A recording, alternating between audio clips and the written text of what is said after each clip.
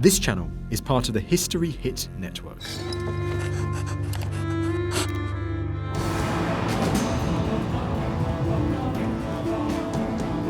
The Stuarts, A Bloody Reign, is an evocation of the extraordinary era when these four Stuart kings lived through turbulent times. Catholic versus Protestant. Parliament against King. The English Civil War. Europe torn apart by religious conflict. The Plague. The Great Fire of London. And finally, a Catholic king fled his country and his throne.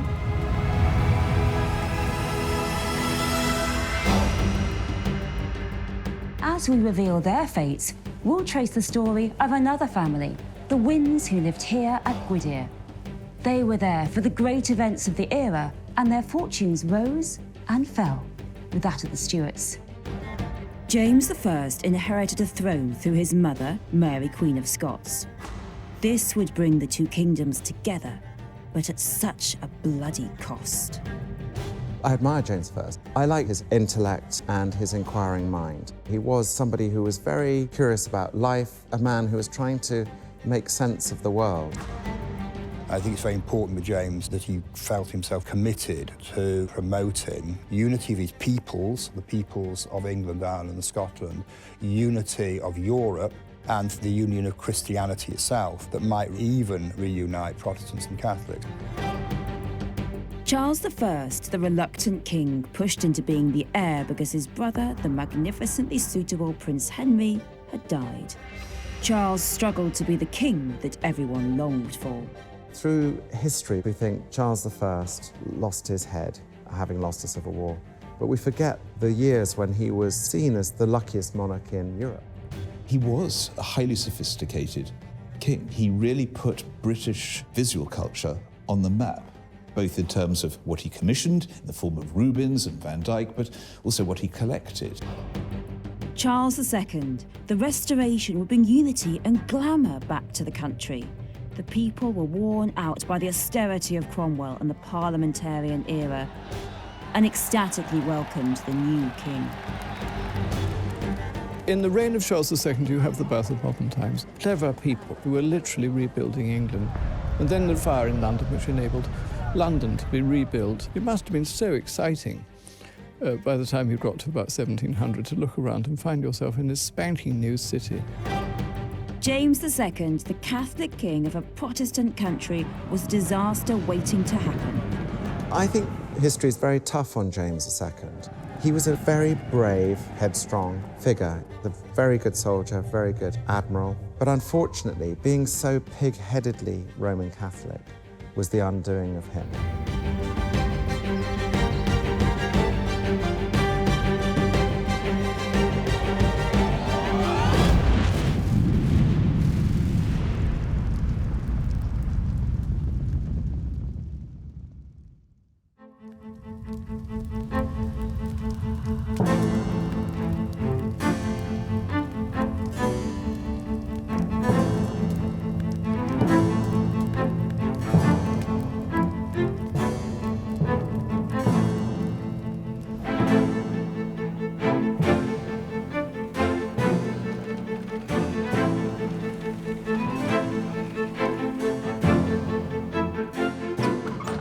In the autumn of 1605, a letter arrived here at Gwydir Castle for the owner, Sir John Wynne. It contained an urgent message. It implored Sir John not to travel to London for the opening of Parliament that November. Wynne had been planning to do just that. King James I, all his ministers, and the lords would be attending. John Wynne didn't know it at the time, but he just received a tip-off about the most notorious attempted terror attack in British history, the Gunpowder Plot. A small group of religious fanatics wanted to blurt Parliament, kill the king, and return Protestant England to the Catholic faith.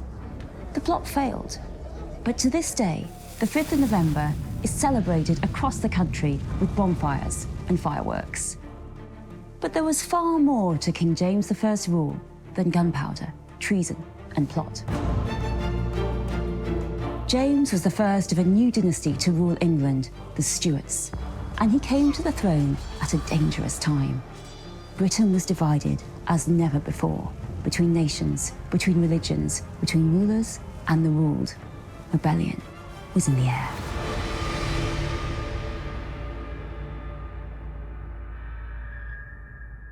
History Hit is like Netflix, just for history fans. With exclusive history documentaries covering some of the most famous people and events in history, just for you. With familiar faces such as Dan Jones and Dr. Eleanor Janega, we've got hundreds of documentaries covering the greatest figures and events of medieval history. We're committed to bringing history fans award-winning documentaries and podcasts that you cannot find anywhere else. Sign up now for a free trial, and Chronicle fans get 50% off their first 3 months. Just be sure to use the code CHRONICLE at checkout. Queen Elizabeth I had died on the 24th of March 1603. She had ruled England for over 44 years, but she left no heir, so she would be the last of the Tudor monarchs. Succeeding her would be King James VI of Scotland, the son of a woman Elizabeth had put to death, Mary, Queen of Scots. However, despite this difficult family history, James I's succession to the English throne had been agreed by both parties via secret correspondence in the years before Elizabeth's death. James had held the Scottish throne since he was just 13 months old, but now he would sit on the thrones of England and Ireland as well, in what was known as the Union of the Crowns.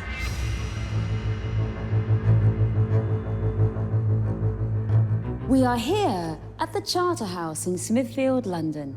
This magnificent complex began life as a home to Carthusian monks in the 14th century, but its days as a monastery were brought to a violent end during the reign of Henry VIII. It became one of the great aristocratic houses during the Tudor period, and when King James VI of Scotland, soon to be King James I of England, headed down from Edinburgh to London in 1603, he held his first ever court right here.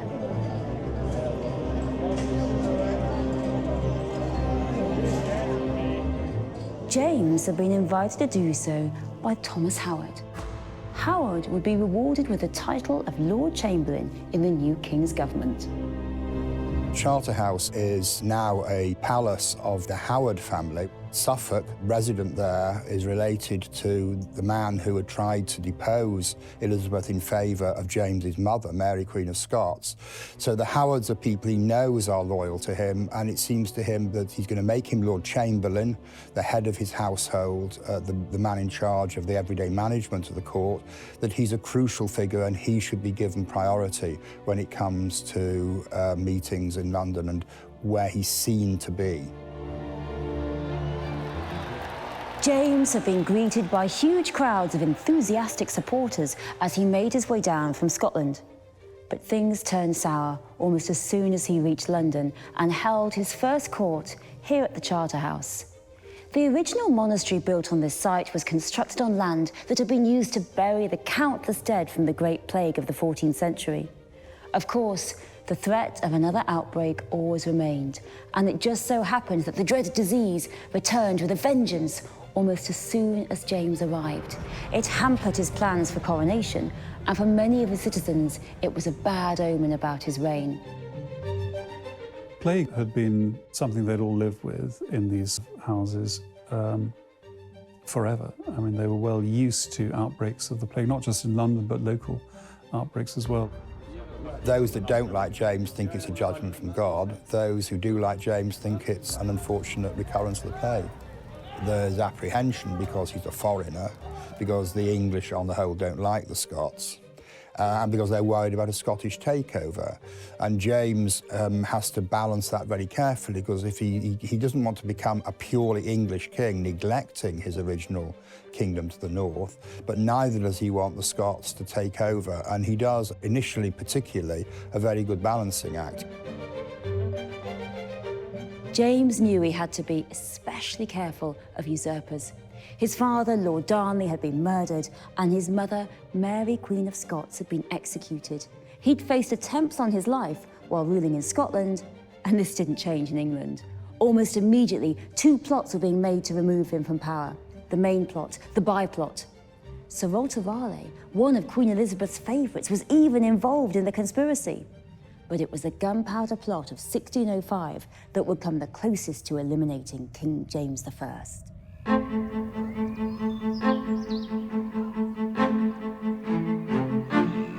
The Wynnes here at Gwydir are supporters of the new King James and are advancing in courtly life. John Wynne, head of the family, is about to return to Whitehall.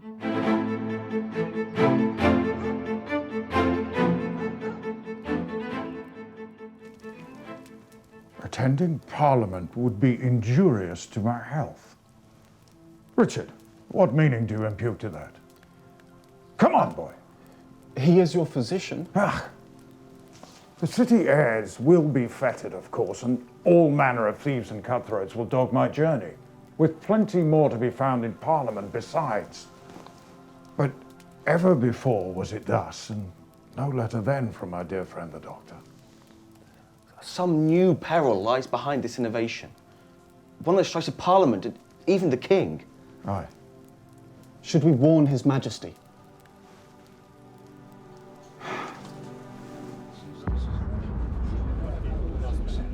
There's always a problem with plots, as with the Gunpowder Plot, that in order to succeed, you have to have enough people to carry through the aftermath of the assassination of the king. But the more people you tell, the more likely it is you'll tell the wrong people and they'll leak it. And that's what seems to have happened here. It is one of the great what-if moments in history. The 13 conspirators hired a cellar directly below the chamber in which James was due to appear. Under the supervision of their munitions expert, Guy Fawkes, they filled the cellar with dozens of barrels of gunpowder, more than enough to do the job. But too many people were being warned to stay away, and this aroused suspicions. One was the Catholic priest who warned his old friend John Wynne. Another was the writer of an anonymous letter which eventually made its way to the King and his Privy Council. And it would be Thomas Howard, the owner of the Charterhouse and now the new Lord Chamberlain, who would head down to the cellars of Parliament in order to investigate. The entire cellars were searched, and Guy Fawkes and his barrels of gunpowder were discovered. After days of terrible torture, Fawkes confessed. The other conspirators were killed or captured. The plot had failed. The demise of the would-be terrorists triggered national rejoicing. But the plot exposed the divisions in James's new kingdom. How would he handle these challenges? And how would the Wynne family thrive in this dangerous new world? The Gunpowder Plot of 1605 had been foiled at the last moment. Parliament had been saved from destruction, and King James I continued to rule over Scotland, Ireland, and England. But this would be a challenging reign, to say the least. James had been raised a Protestant, and a Catholic conspiracy had been made against his life. To further worsen matters, not all of his new subjects were very pleased with the idea of a Scottish king, nor were the Scots thrilled by their monarch's departure for London. James sought to maintain peace amid these divisions. He did tighten anti-Catholic measures after the Gunpowder Plot, but otherwise, he broadly tolerated religious difference, provided it didn't threaten his rule. And there was another slight issue to deal with: a lack of money. A constant shortage of funds had plagued his time ruling in Edinburgh, and James hoped that his new kingdom would solve all his financial woes. This wouldn't quite be the case, given how extravagant a court James liked to maintain. So new money-making ventures were needed, and this need would benefit the Wynne family of North Wales. Is this all of them? It is. I'm certain there were more. The letters patent have been issued. You do still have that list I sent you? Owen, father is made baronet. His Majesty has bestowed upon us a great honour. An honour we must pay for. £300 a year. For 3 years. Can purchase many books. There exist some things more important than swelling your library, brother. I cannot conceive of them. The title will be the family's forever. It will be our dear brother John's, and his sons after that. We younger brothers are better off investing in books. It is a sign of royal favour. It is a sign that the king has run out of money. Now, have you that list I sent you or nay? The Wynns of Gwydir are perhaps the very first to get the baronet, which is a new hereditary knighthood at the James Institutes. You see, that's a very good way both of giving people a higher honour than just being an ordinary knight, and of course it's a money raiser because you pay for the privilege of being made a baronet. Sir John Wynn was one of the first baronets, and the reason was that he was perceived to be the senior knight of Wales, really. There were two of Wales, one from the south, Sir Edward Stradling, and one from the north, Sir John Wynn. And I think it was self-evident when they put the lists together that his extraordinary dominance in all public affairs in North Wales meant that he was going to be on the list. He's very much of the period in that he's canny, acquisitive, he's very intelligent and very well educated, but he's carving out an empire for himself at a time when other people are doing similar. So there are a lot of heads being trodden on to get where he is, and that means there's a lot of jealousy, a lot of envy from his contemporaries, particularly his neighbours.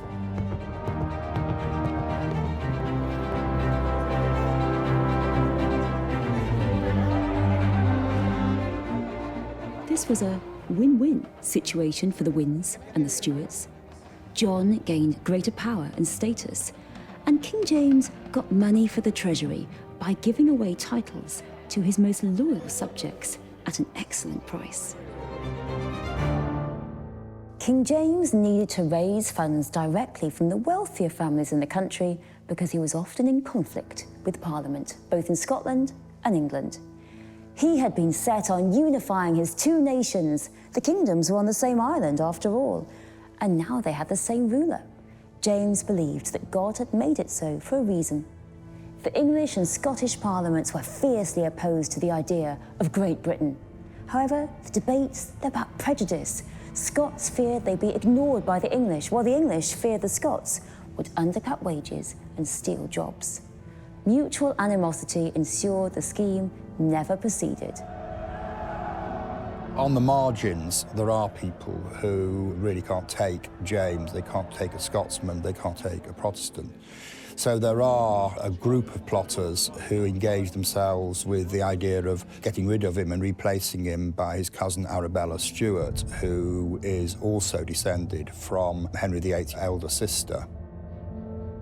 There was also the problem of competing visions. James believed in the divine right of kings. He illustrated his views in two of his published works, The True Law of Free Monarchies and Basilicon Doron, which is Greek for royal gift. James believed he was chosen by God to rule, therefore the law was an extension of his power and Parliament was subordinate. Many in Parliament viewed the relationship differently. They believed a king ruled through partnership and cooperation with lawmakers. This fundamental disagreement doomed the relationship, and for much of his reign, James attempted to rule without Parliament, hence the need for extra sources of money. I think one of the tragedies for the Stuarts, we look back on the executions, the exiles, and the general disastrous relationship with Parliament through a lot of the century or so that they were in control in this country. And one thing that is absolutely true is that they never had enough money. And Parliament wasn't prepared to give enough or to tax enough in their own way.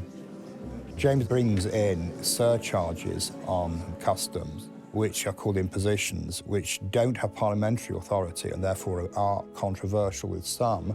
And the result of that is the kings can manage on their own income in peacetime. The problem is, what will they do if they get into wars? Then you do need parliamentary supply. You can't possibly fund wars otherwise. And that's where the problems are going to arise.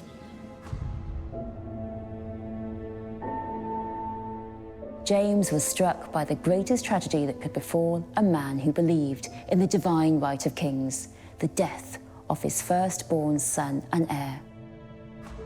James has two children who survive infancy. Henry, who had all the hallmarks of being a great all-rounder, great sportsman, great promoter of the arts, but also someone who is clearly quite radical in his Protestantism and is strongly supportive of the Protestant cause internationally.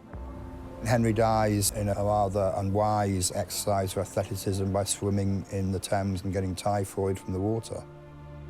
Whereas his younger brother, Charles, who'd had rickets as a child, was bandy-legged, small, had a stutter, wasn't intellectually the match of his older brother. He lives on and is to be the heir, and I always suspect that when James and perhaps Anne looked at Charles, they always looked with regret. Why are you the survivor? Why has our golden boy died? The country was devastated to learn about his sudden death, and a period of mourning ensued. His younger brother Charles, who'd adored his elder brother and tried to emulate him, would now be the successor to James. Back at Gwydir Castle, Sir John Wynne would suffer a similar tragic loss.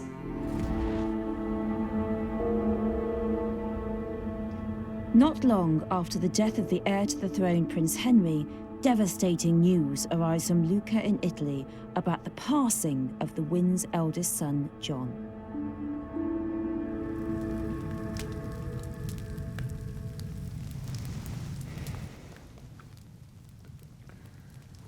Dispatched from Tuscany by his companions. They had that decency at least. Dated this 23rd of August 1614. Bequests to the parish first, of course, as is proper. The family. To my brother Owen, £10 for the purchase of books. With temperance to your usual habits, that should see you through a week, perhaps. Thank you, Father. Thank your good brother. To Richard, my velvet coat. Father, I need not. Take it. Put it on.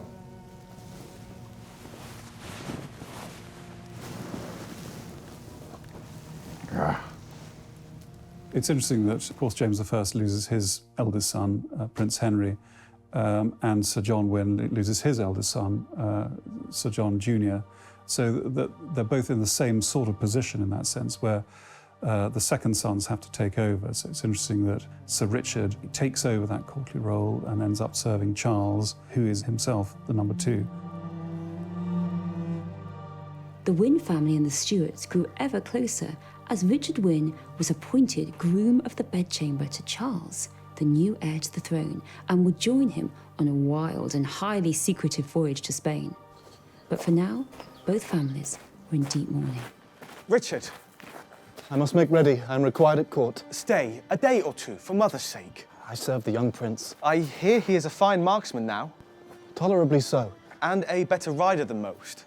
He stammers yet and speaks too soft. But his efforts, I am certain, gladden his father. Stay safe in London, brother. It becomes you well. At this point, King James seemed beset on all sides, and he increasingly relied only upon his closest advisors. But this also led to huge resentments over the years, with the chief among them his infamous and controversial favourites. There's long been speculation over James's sexuality, because although the king was married to Anne of Denmark, he had 7 children by her. He was always drawn to handsome men, often with near disastrous consequences. The favourite of his childhood years in Scotland, the Duke of Lennox, had been forced out by jealous lords. Robert Carr, another who was close to James during the early years of his reign in England, until a court scandal engulfed him, a handsome, foolish youth, ended his career. James then transferred his affections to another young courtier, a man named George Villiers. He would use the king's favour to sideline rival factions, enrich his family, and become the most powerful nobleman in the country. The Wynne family weren't the only ones climbing up the social ladder during James's reign. Villiers was obviously fantastically physically attractive. This is written about by ambassadors at the time. They were absolutely struck dumb by his physical beauty. And it was something that he was very aware of. And of course, James I fell in love with him. He was born into a decent but not massive gentry family, and then he puts him up to every stage. Baron, Viscount, Earl, Marquis, Duke. I mean, there hasn't been a non-royal duke for a couple of hundred years. There's always the jealousy of the overmighty courtier, but in this one man, Buckingham, his rise through the aristocracy, the way that the favour from the royal crown cascaded through his wider family, it must have been incredibly difficult for the older aristocracy to look at this man, arrive from almost nothing, and become, by some distance, the most powerful man in the kingdom. George Villiers will be raised to the title of Duke of Buckingham. He would be at the king's side for the rest of his reign, and he would play a crucial part in the events that would push England into war.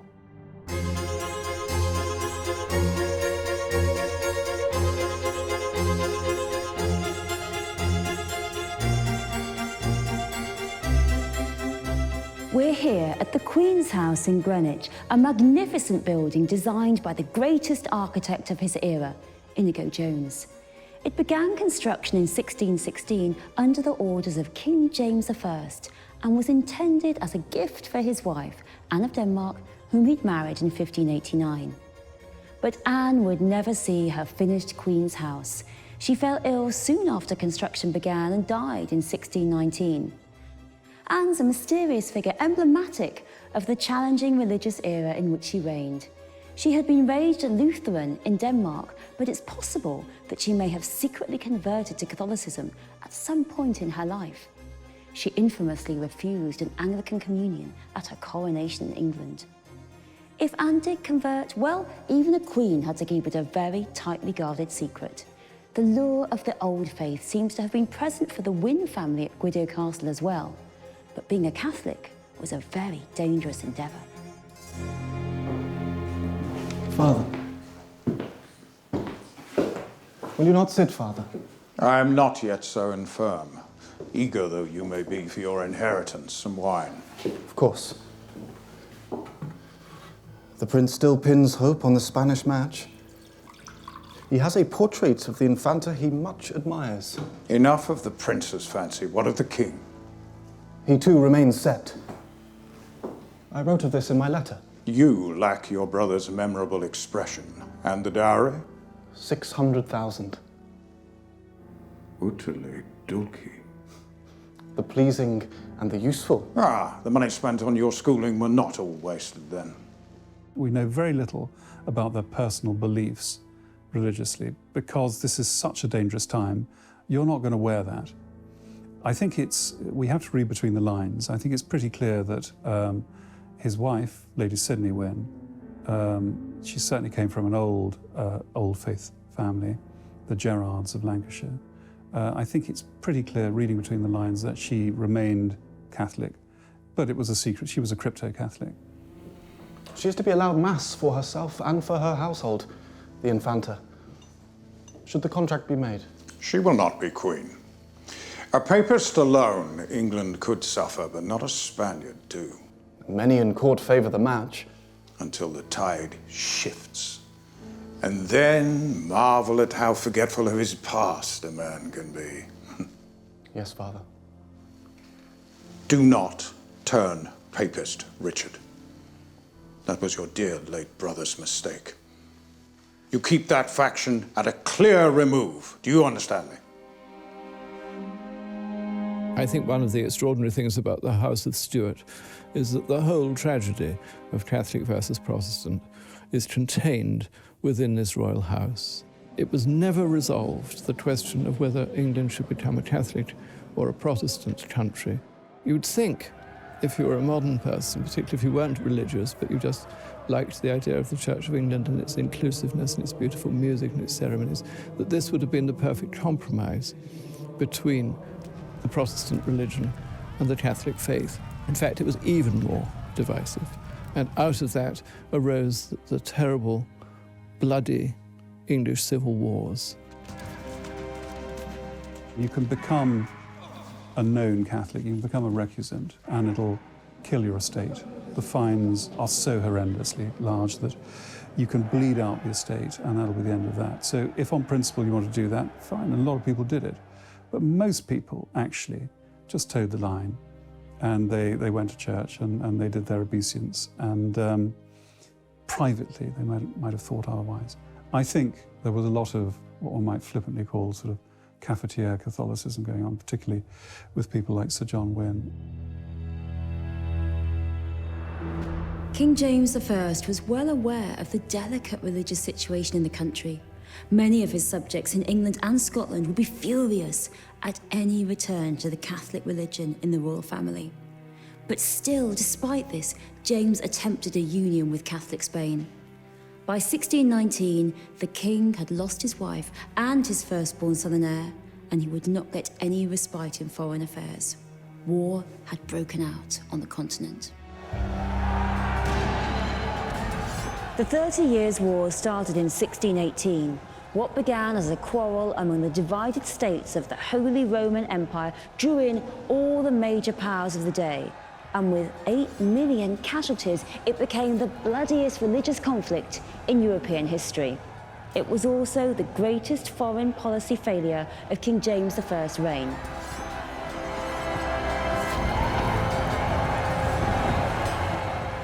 I think for the British living across the sea from the 30 Years' War, it must have been a very frightening spectator sport, especially with the propaganda coming back from both sides. It resonated very much over here that this sort of absolute catastrophe could happen here through religious bigotry. I think it was something that the English looked at askance and thought, we just cannot have that here. James was a peacemaker. He had ended the long Anglo-Spanish War soon after inheriting the throne, and he had grand hopes of securing a lasting peace in Europe. To do this, he began negotiations to marry his heir Charles to the Catholic Infanta of Spain, Maria Anna. The protracted talks were unpopular with the English Protestants.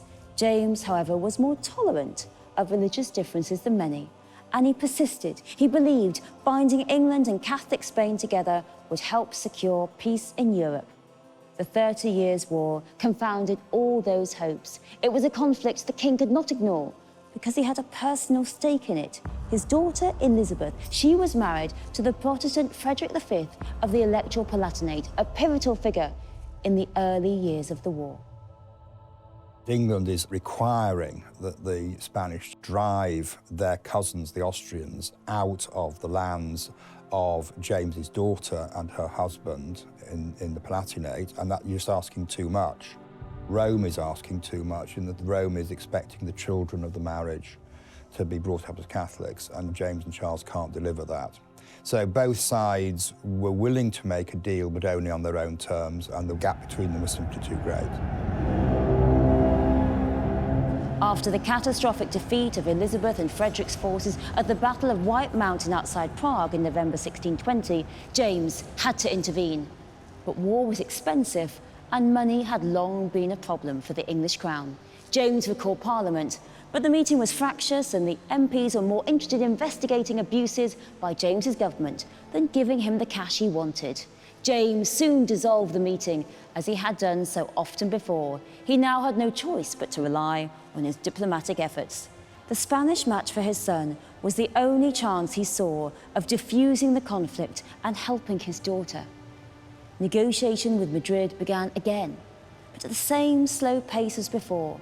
Frustrated by these constant delays, James's favourite, the Duke of Buckingham, and his son, Prince Charles, made an extraordinary decision.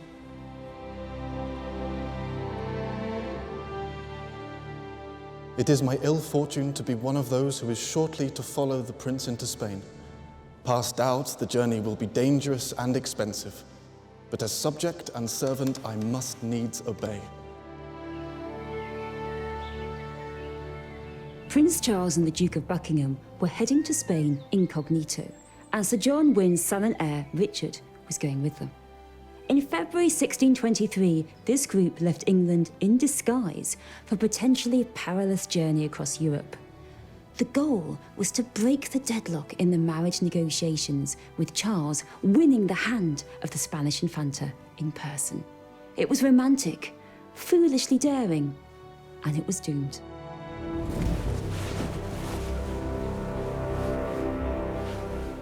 In the spring of 1623, Richard Wynne, the heir to the Wynne estate, was travelling to Spain along with Prince Charles, the heir to the throne, and the Duke of Buckingham. Richard wrote back home to Gwydir that he did not care for Spain at all. Richard's letter is full of fascinating insights, but there's one I really wanted to read to you. The group encounters a Spanish Jesuit priest who is preaching to the crowd. The priest's description of England vividly illustrates the religious challenges of the era. Henry VIII, King of England, until whose time the subjects there were obedient children to their mother church of Rome, having many famous martyrs that suffered for the cause, as Sir Thomas Becket and Sir Thomas More, and diverse others. This king, I say, was the first who, to satisfy his own lust and to bring his adulterous conception to his own heart's desire, did, forgetting God and religion, alter the course of the ever-held obedience to the Church of Rome by dissolving their abbeys and putting to death I know not how many hundreds, for which act his soul lies chained in the bottomless pit of hell, in everlasting torments. This is not all their heretical opinions, but the damnablest and worst of all is, which is my last point, this is my body. They dare have the impudence to deny our Saviour's own words, saying it is but a sign and not the body and blood itself. Prince Charles wasn't likely to have much success on this Spanish sojourn. The Spanish trip was an extraordinary fiasco, really, and marvellously amateurish and silly. It was like a sort of adolescent jape in some ways. To think that this would be anything other than a diplomatic disaster, which of course it was pretty naive. But off they went, Prince Charles and Duke of Buckingham, and of course Sir Richard Wynne. Sir Richard had a very low opinion of Spain. He said there's no land worth speaking of, and the worst counties of North Wales are better than what he saw in Castile and Aragon. I mean, he's quite dismissive of it. But they have all sorts of adventures, and of course, the one thing they don't come back with is any sensible deal on the Infanta's hand. They managed to sort of wreck the plans of this great dynastic union between England and Spain. But it's very interesting that Sir Richard is a witness to that, and not only a witness, but he produces this account of the royal trip to Spain. And very amusing it is. The Spanish Infanta didn't really take to Charles, the future king. He wasn't a Catholic. He was an infidel who turned his back on the Church of Rome. This wasn't going to be as straightforward as his father James's marriage to the Lutheran princess, Anne of Denmark. When the disguised royal procession finally arrived in Madrid, their host presented them with impossible demands. The Duke of Buckingham got into terrible quarrels with the Spanish equivalent, and so Prince Charles had to negotiate for himself, hardly fitting for a future king. The whole business of adopting disguises as travelling gentlemen and calling yourself Mr. Smith and all this sort of thing it's entirely silly. It's very adolescent. And, you know, going boating and dressing up and getting drunk. And I mean, you can imagine how that went down with a strict protocol of the court of Madrid. I mean, ridiculous, really, to think that anything other than disaster would come out of that. It soon became clear that the Spanish had been stringing Charles all along, just enough to keep England out of the 30 Years' War. Charles was virtually cast out after bursting in on the young Infanta in her own private garden. The men returned home humiliated.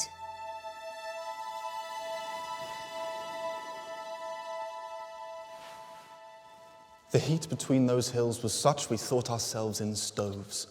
Yet at their heights we walked on snow, and colder it was than England in the midst of... Lank as shot and herring. They feed you not over there? At issue was not the quantity of fare, but its nature. Castile and Aragon together are not worth the meanest county in Wales. With Father's blessing, I shall see it published. Did he speak of my return at all? He is as much relieved of your safe arrival as the nation is of the prince's, though perhaps with rather less dancing through the streets. I cannot imagine Father ever danced a jig in his life. Not well, certainly. But come, tell me of it all. Tell me of Spain and the prince's great adventure. You despair of the English court, brother. It is as nothing to the severity of the Spanish. The prince had convinced himself he was in love, but all chance of speaking with the Infanta was denied him.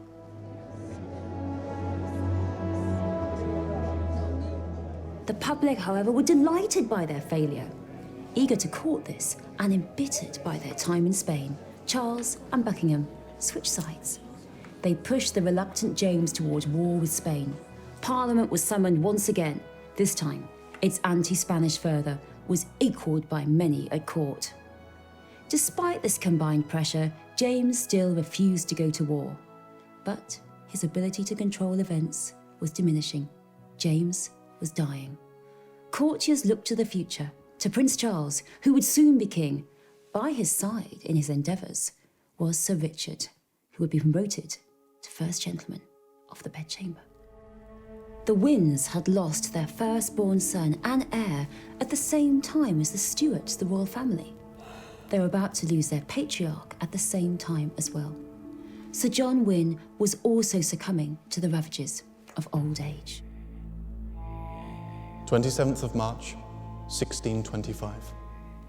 Dear Father, the King died this day at noon. He had been sick a fortnight with tertian fever.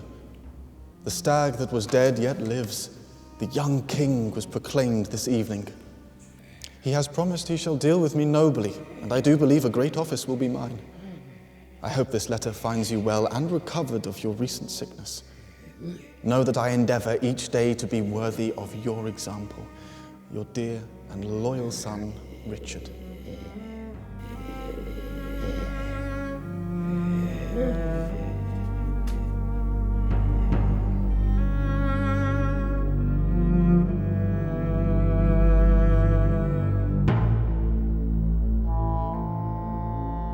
In 1625, James dies. He's been ailing for quite a long time. He's been chronically unwell. Because of the way in which he sort of wastes away, and because of the way in which Buckingham is so hated by the political elite, of course, rumour spread very quickly that James had been poisoned. And in fact, Buckingham had, in defiance of the royal doctors, arranged for poultices to be applied to him, which it was easy for those that wanted to believe there was foul play, to believe there was foul play, and to a degree that historians have only recently begun to reevaluate.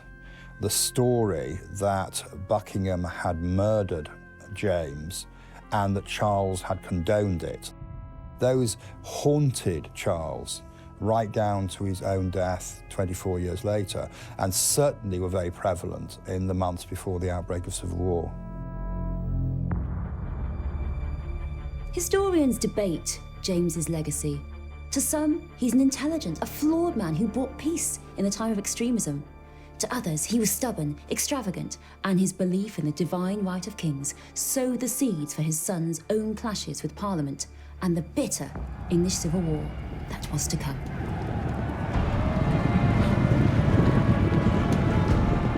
In the next episode, we see how Charles I followed in his father's footsteps with his profound belief in the divine right of kings and a misplaced trust in the Duke of Buckingham. Charles' shunning of Parliament and autocratic style of rule fueled enormous political and religious tensions in his kingdoms. A civil war would break out across the British Isles, and in the end, the House of Stuart would fall, and a Commonwealth, headed by a commoner called Oliver Cromwell, would rise in its place. The fall of the monarchy would be a nightmare for the Wynne family of North Wales. They would have to fight to survive in this new puritanical era. England, Wales, Scotland, and Ireland would never be the same again.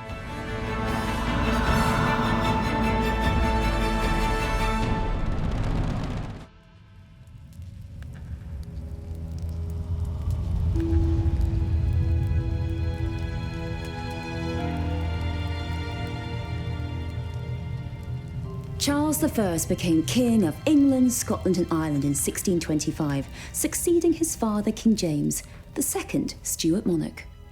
Like his father, Charles believed in the divine right of kings and shunned Parliament as irrelevant.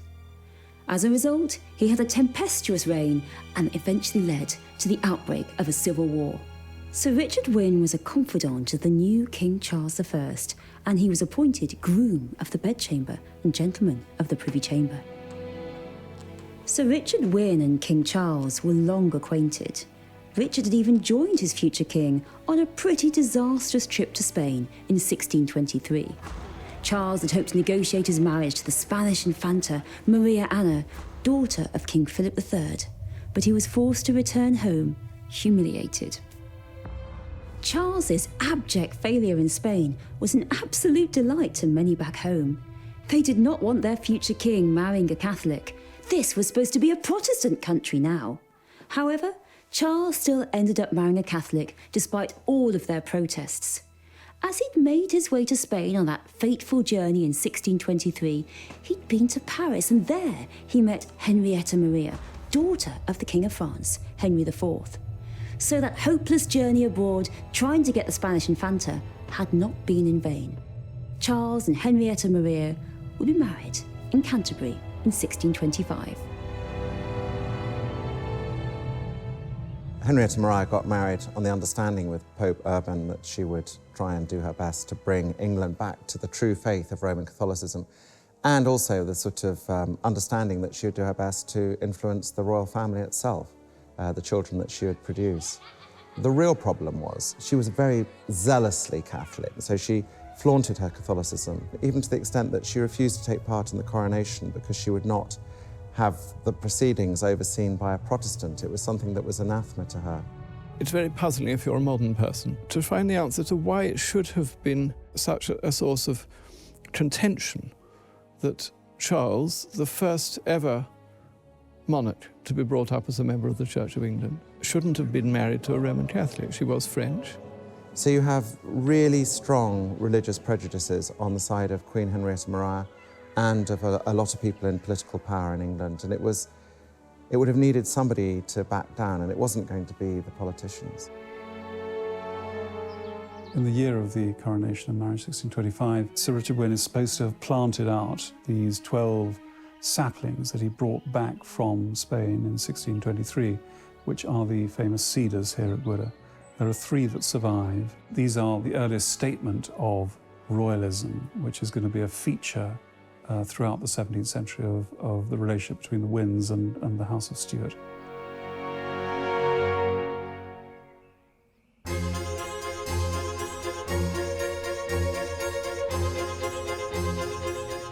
This is the Queen's House in Greenwich. The building was designed by the great architect Inigo Jones, and it was intended as a gift from King James I to his wife, Anne of Denmark.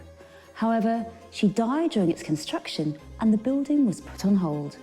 Construction recommenced on the Queen's House when King Charles decided it would make a wonderful gift for his new wife, Henrietta Maria. A second level was even added by Inigo Jones, and Henrietta became one of Inigo's key benefactors. Just like her husband, Henrietta Maria was a devoted patron of the arts. Fortunately for the Queen, she had Sir Richard Wynne as a treasurer to help fund her artistic endeavours. Sir Richard would sign off her payments and often paid with funds from his own estate. Sir Richard Wynne was now a firmly established figure in the royal house of Stuart. Treasurer to the Queen Consort, groom of the bedchamber to the King. This meant he had the right to touch the King, a rare honour. Of course, this also meant he was preparing the new King for his many portraits. One of the King's very favourite artists was the exceedingly popular Anthony van Dyck. Have you sat for many portraits yourself, Richard? 1 or 2, sire, though never for as skilled a man as Master Van Dyck. The better sort to know faster. Let us try that one.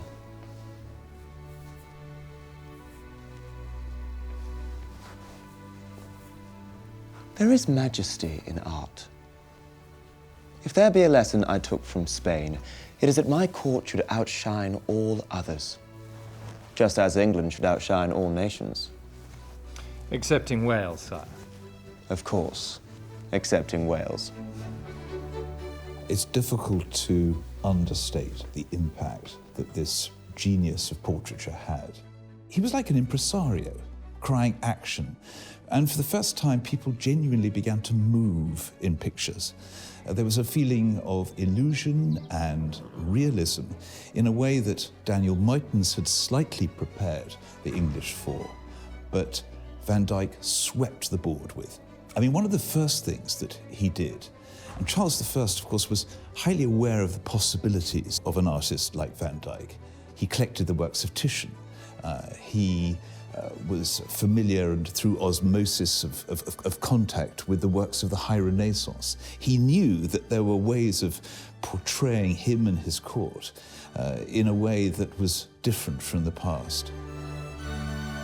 No. No, it will not do. Take it away. Forgive me, sire. Did you fashion the collar, Richard? No, sire. Purchase it for my wardrobe? No, sire. Never make defense or apology before you be accused. Advice fit for statesmen, courtiers, and husbands. We shall try another. Physically speaking, he was not prepossessing. He had a slightly gnomish face, very pronounced, slightly goggly eyes. He was also very small. He was 5'4". He had bow legs. He had rickets when he was young. And so he needed an artist to transform this rather unprepossessing human form into something magnificent. And I genuinely feel that when you look at those portraits of Charles I, Van Dyck has elevated him with a subtle manipulation of the brush into an almost Christ-like figure. Van Dyck brought with him this box of tricks from the High Renaissance, and he dumped them down in London.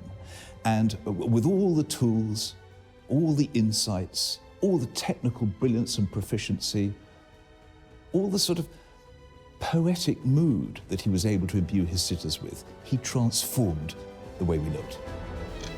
Despite a whirlwind start to his reign, Charles faced the same difficulties as his father, King James I. A strained relationship with Parliament and an urgent need to raise funds through unpopular taxes would force his reign into extreme tensions. With a 30 Years' War raging on the continent, it wouldn't be long before the country plunged into its own civil war and blood would flow.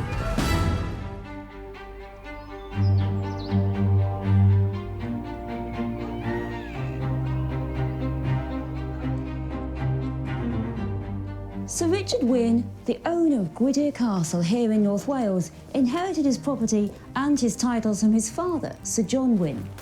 Richard's brother Owen was a bookish type, interested in a variety of subjects, including the mysterious business of alchemy. Owen preferred to stay here at the family home of Gwydir, while Richard was busy in the court of the new king, Charles I. King Charles's reign had started at a frantic pace. He married Henrietta Maria, daughter of the King of France, just a couple of months after gaining the throne, and was already planning a war with Spain after those failed attempts to marry the Spanish Infanta. But Charles had inherited the same problems as his father: a poor relationship with Parliament and a misplaced trust in a particular figure at court, the Duke of Buckingham. He'd been a favourite of King James and had retained a considerable amount of influence over King Charles as well. There was a sort of intense friendship, which I think started on both sides from a mutual regard of how powerful the other one was. You know, Buckingham because of his royal favour, which he certainly didn't want to lose with the change of ruler, and Charles because he wanted to be loved by his father, and what better way of being loved than to show favour for his favourite. There was a sort of element of intelligence on both parts that diplomatically they should make the most of each other because it was going to further their own interest. But after James's death, Buckingham maintained this extraordinary hold over the throne for the remaining 3 years of Buckingham's life. From the very beginning, Charles and Parliament don't get on. Distrust builds very, very quickly. Not least because Charles is pouring money into failed military campaigns led by Buckingham, and Parliament doesn't see why it should continue to give money. He starts raising monies under his prerogative in ways which are truly controversial. It is one of the major issues which generates the distrust of Charles that is going to be in the background of factors for a civil war a few years later. Despite a lack of finances, Charles pressed ahead with his intervention in the 30 Years' War, and an expedition was launched against Spain. Buckingham oversaw an alliance with the Dutch, and the plan was effectively to engage in piracy by raiding Spanish treasure ships returning from the New World with gold, and then to attack Spanish towns in order to drag the country out of the 30 Years' War. It was a complete disaster. Through bad luck and incompetence, at least 1,000 English soldiers died with nothing to show for it. People blamed the already unpopular Duke of Buckingham. The Record Parliament mooted impeaching him, and Charles dismissed them, spare his friend. But he couldn't protect the Duke of Buckingham from all the threats. On the 23rd of August, 1628, Buckingham was stabbed to death in Portsmouth by a disgruntled army officer. Charles and the court mourned Buckingham deeply, but the rest of the country pretty much celebrated his death. The rift between king and country was growing deeper. One of the officers, Felton, who had been on his first mission, stabbed him to death. And Buckingham knew the wound was fatal. He actually called it out. The shock in this country of the greatest non-royal in the country being just commonly assassinated was something absolutely astonishing. A lot of people didn't like the influence Buckingham had, but the thought of him suddenly being gone at the blade of an assassin was something that took a lot of coming to terms with.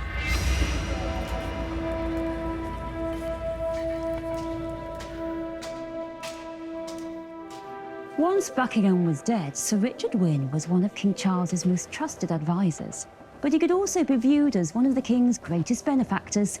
Richard's father, Sir John Wynne, had been offered a baronetcy by King James and bought it at a hefty price. Only Parliament could levy taxes, so Stuart monarchs had to find new, inventive ways of acquiring funds if they were going to ignore Parliament, as King Charles liked to do. He generated new income through the highly unpopular Ship Money Levy. This was essentially a tax intended for wartime, but it was now levied during peacetime. It had only been imposed on counties that lay on the coast, but it was now implied inland as well. Families like the Wynnes would be the ones footing this massive tax bill.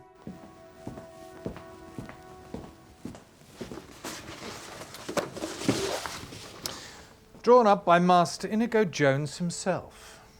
It's a bridge. By the surveyor to his majesty. I'm surprised the king can spare him. He must be a man much occupied.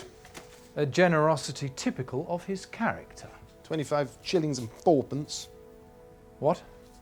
25 shillings and fourpence.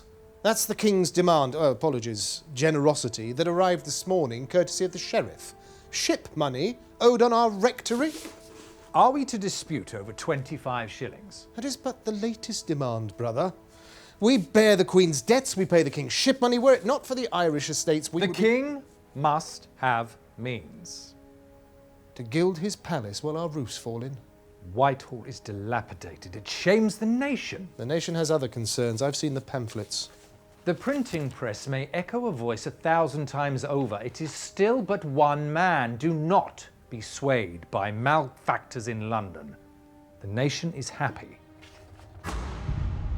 I think one of the tragedies for the Stuarts is that they never had enough money. And Parliament wasn't prepared to give enough or to tax enough in their own way. Charles I was very keen to get round this problem and to use whatever device he could come up with. Anything that connected to the crown to raise money, he would look at. And ship money was the first really big disaster in terms of confrontation with people who were not prepared to put up with what they saw as an abuse of kingly power. There is a case for it. There's a big European war going on. 20,000 English young people mainly are being captured by pirates coming from North Africa and taking them off to be slaves in North Africa. Charles I, in fairness, was building up the navy in a very dramatic way, which was good for the nation. But to impose a tax on internal counties of England for the growing of the navy was a really difficult concept for people who are being asked to pay it. He will not recall Parliament, then? Why let that disputatious gathering disturb the peace? I have conducted alchemic investigations these many years. Vapours, foul and copious, are a near constant. In the naivety of my youth, I sought once to contain those airs, lest farther catch upon the breeze a hint of my designs. I remember. I capped a fermenting bottle, yet my attempts at amelioration only worsened the explosion when it came. Parliament is the bottle? The country is the bottle. I fear the long containment of grievance without safe release will bring us all to greater misfortune. The king may rule without Parliament so ever long he wishes. It's not his prerogative, I doubt, brother, but his wisdom. It is a very fine bridge. To do it without consulting Parliament and then to say, well, I have a right in a national emergency to raise these sorts of monies, when in fact there's time to call a Parliament, is to abuse your power. It was just the first major step of Charles being seen as an absolutist monarch in an unacceptable, very un-British way.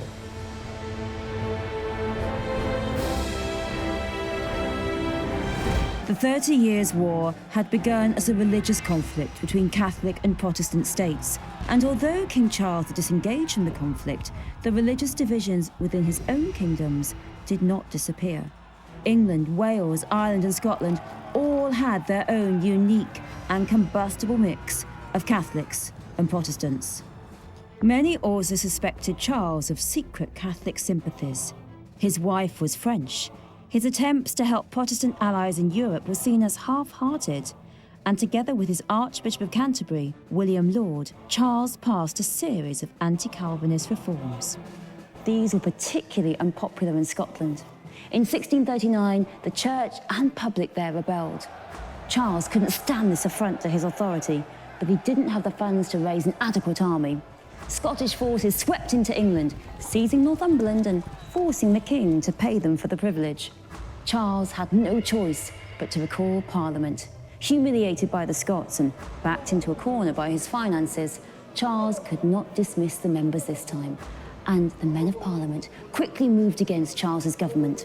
Advisors were impeached, and new acts were passed, preventing the king from ruling alone in the way he had done. The times seem as a man with ague. Some days good, some days bad. I see not the good. The remedy, as ever, is best found at home. Executing Chief Minister Strafford has purchased not a moment's respite. Had His Majesty not called Parliament last year, I do believe the Earl of Warwick would have marched on London. Now, bit by bit, they gnaw away at his prerogative. An act for preventing the long intermission of parliaments, an act declaring ship money unlawful and void, an act for the regulation of the Privy Council. His Majesty is most sensible of the disrespect. He will brook it, though. He says it is but a few malcontents goading and leading the rabble on. I'm sure he has it right. Come home, brother. If it turns to conflict, I would not have you here in London. My place is with His Majesty.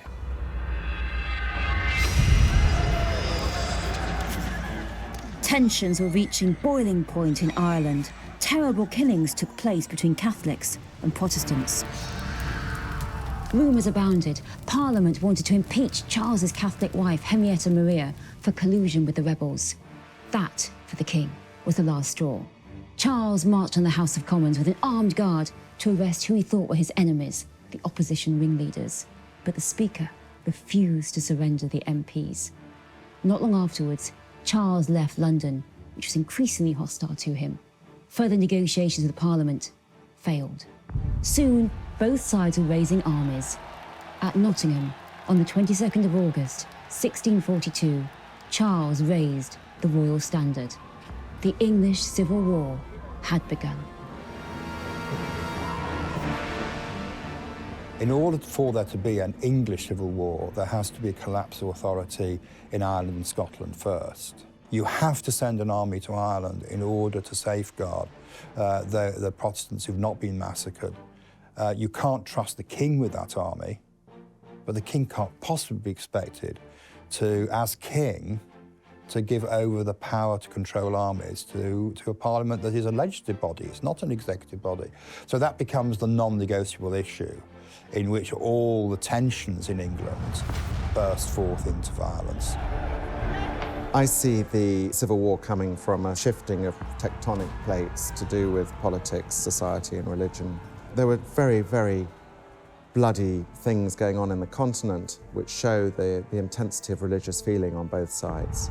There was a similar feeling over here about what is right religiously, and people believe passionately to the point of death in their particular brand of Christianity.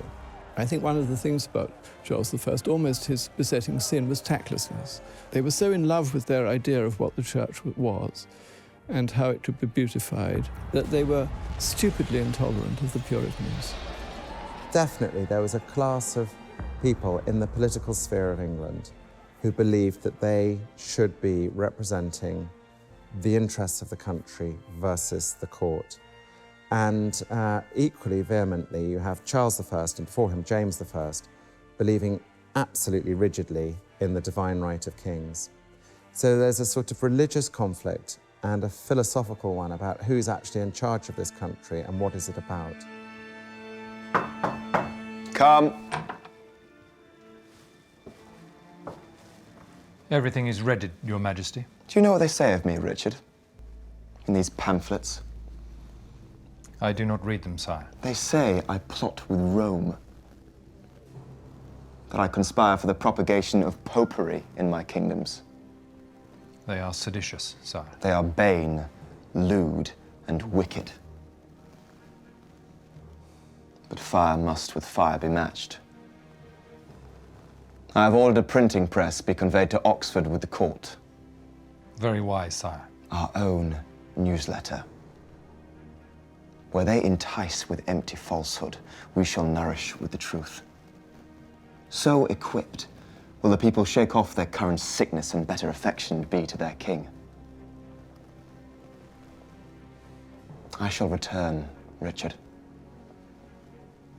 And to such a welcome. The stage was set for civil war. Charles on one side, Parliament on the other. Charles's belief in the divine right of kings was about to be severely tested. Charles set up his capital in Oxford. His strength lay in the north and west, whereas Parliament had the wealth in London and the southeast, and control of the navy. The initial battles of the Civil War were pretty much a draw, alongside intermittent and futile peace talks. Father? Father?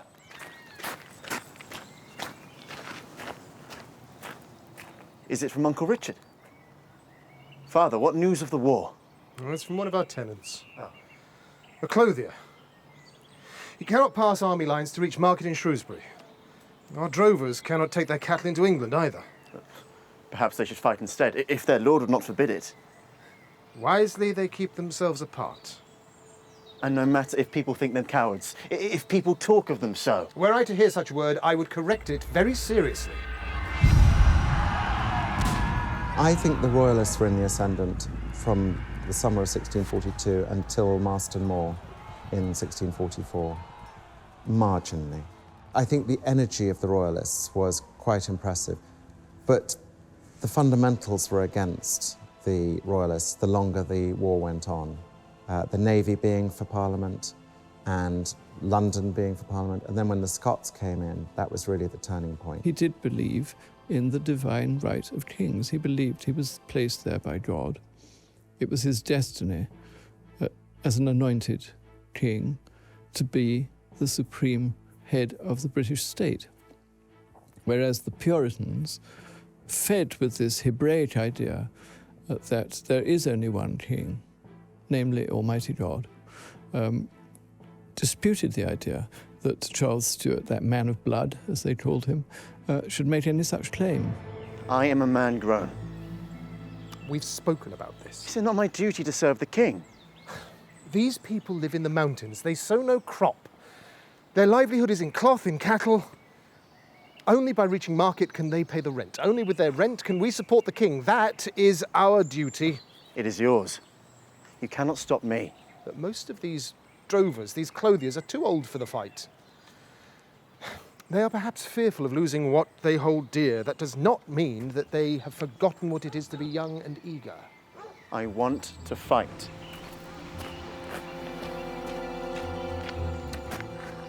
(1645) was a turning point in the civil war that had so far been a stalemate.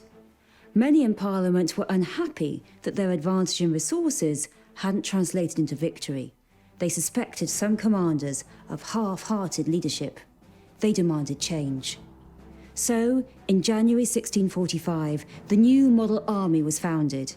It was to be professional, well-trained, a national army not limited to one geographical area like the old militia. And promotion was to be based on merit, not on social status. The new model army first took to the field in late spring 1645 under the command of Sir Thomas Fairfax and Oliver Cromwell. Its first major battle was on 14th of June at Naseby, where it faced the king's smaller but more experienced force. The result? A stunning victory for the new parliamentary force. Naseby in Northamptonshire, that's the one which really settles it, because once the king's main marching army has been destroyed and his wonderful, wonderful infantry, there's no way to come back for him. The amount of territory he now occupies is too little to support the war effort. The emergence of the new model army, its first great victory at Naseby, is a clear sign that Parliament now has an instrument that will ensure that they will not lose the benefits of their great victory in the middle of Northamptonshire. That Naseby defeat robbed Charles of his best men, his artillery, his stores, and his grip over the royalist heartland of the West Country. Charles retreated to his capital, Oxford. Later, Charles headed for Conway Valley in North Wales, where he had loyal support. It's believed that he came here to Gwydir Castle upon the invitation of Sir Richard Wynne. Sir Richard Wynne was at the side of King Charles as his brother Owen received this message at Gwydir.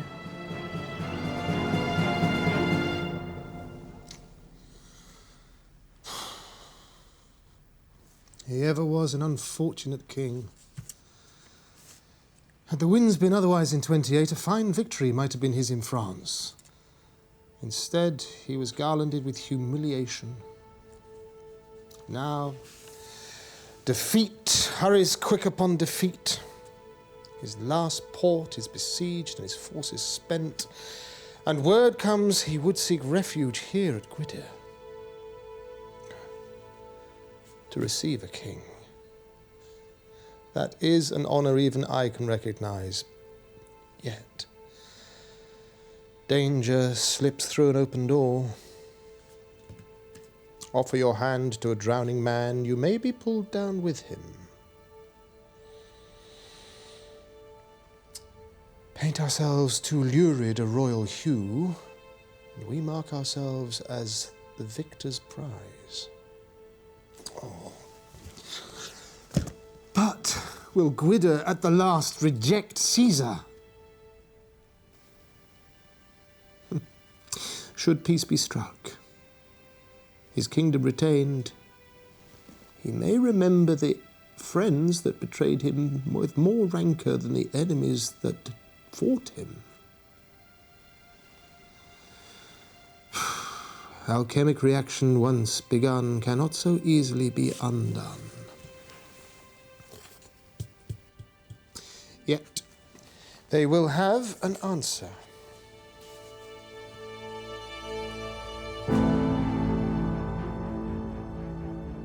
There was this king who was a charming man, had lots of good qualities, religious, thoughtful, very good family man, but a terrible king, and one who had taken very poor advice at a lot of key junctures. The problem with Charles was he was just so weak. And it used to drive Henrietta Maria mad. You see her letters to him from the safety of the continent saying, you agreed to do this, but you did that yet again. What are you doing? And he couldn't help himself. He just was easily swayable. And this was not a decade, the 1640s, where you could have a weak king and hope for a good outcome for the country or for him.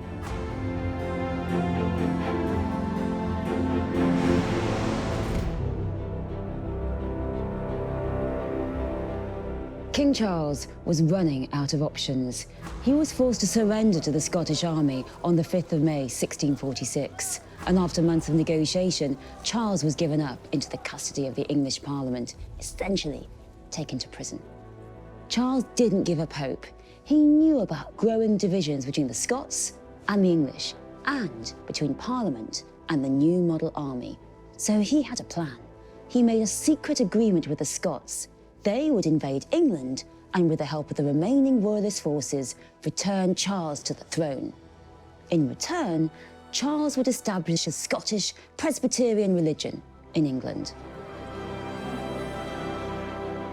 The king, having lost the war, tries to win the peace. I mean, he tries to play off his enemies against one another. Then it's not impossible that couldn't have worked. If he'd been a little bit more flexible in 1647, he could probably have made a deal with the army, and the army would have put him back on the throne. In return, what they were demanding was complete religious freedom, that there should be complete liberty.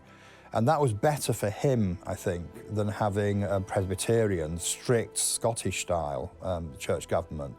He could have had a weak Episcopalian system, Church of England, a weak Church of England, but with complete freedom outside it, and he doesn't take that opportunity. The Second Civil War flamed into life in 1648, but it was brief. The new model army put down the royalist rebellions before defeating the Scottish forces at Preston in August. Charles was forced to negotiate. But those divisions between the new model army and Parliament had not gone away. Parliament voted narrowly to continue negotiating with the king. But by now, the army and Oliver Cromwell thought Charles a tyrant who had to be removed. Choosing between the radical demands of the army and a king who surely is chastened and wiser than he was when we first fought him, faced by that, the army has a choice, and the army decides that God will not forgive them if they put man of blood, this man who had caused all this suffering for his people, if they put him back on the throne. So the army occupies London, it purges Parliament, it removes a majority of MPs, and it puts the king on trial.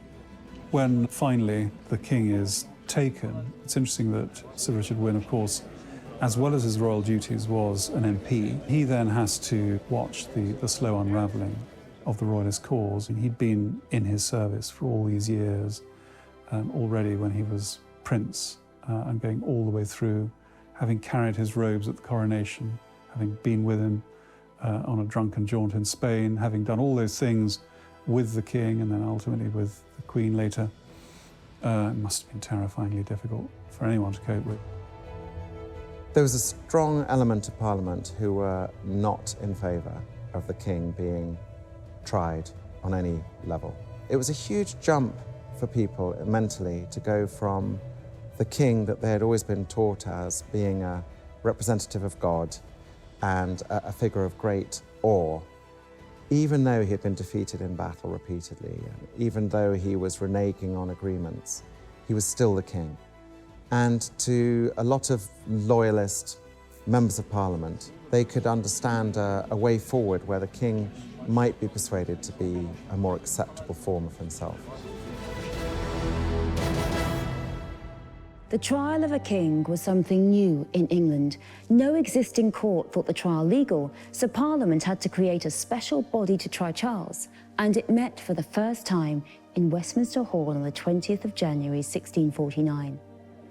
Charles was accused of high treason, held responsible for all the death and destruction caused by the war. Of course, Charles didn't recognise the court's authority. He refused to enter a plea, insisting the trial was not only illegal by English law, but against God as well. The colonels of the New Model Army were the dominant force, really, in the trial of Charles I. They'd seen too much bloodshed, and they could then only see Charles as this famous phrase, this man of blood. He was no longer Charles, King of England, on a pedestal. He was just another man who had caused this appalling bloodshed. And I think it's always worth remembering that the English civil wars, they caused the heaviest loss of life percentage of population in this country ever, including the First World War. And the casualties were even worse in Scotland and considerably worse in Ireland.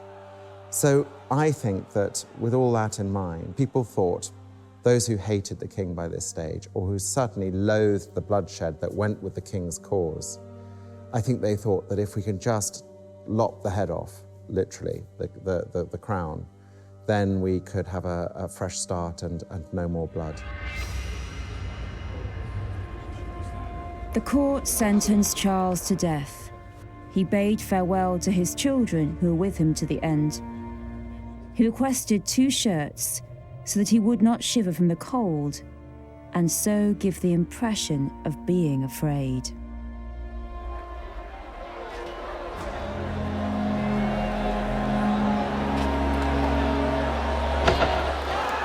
The king was beheaded on a scaffold outside Banqueting House in Whitehall on the 30th of January 1649.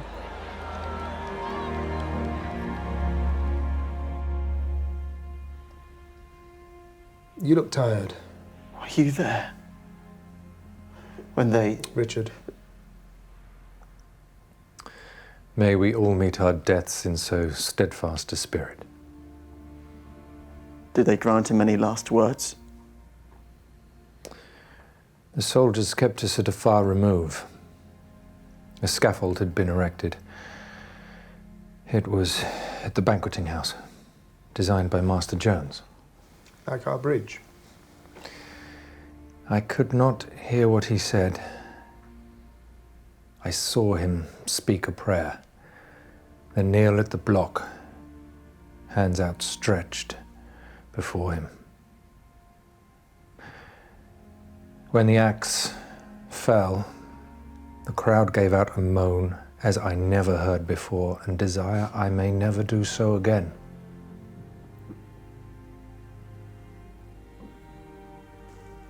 Charles, king and martyr.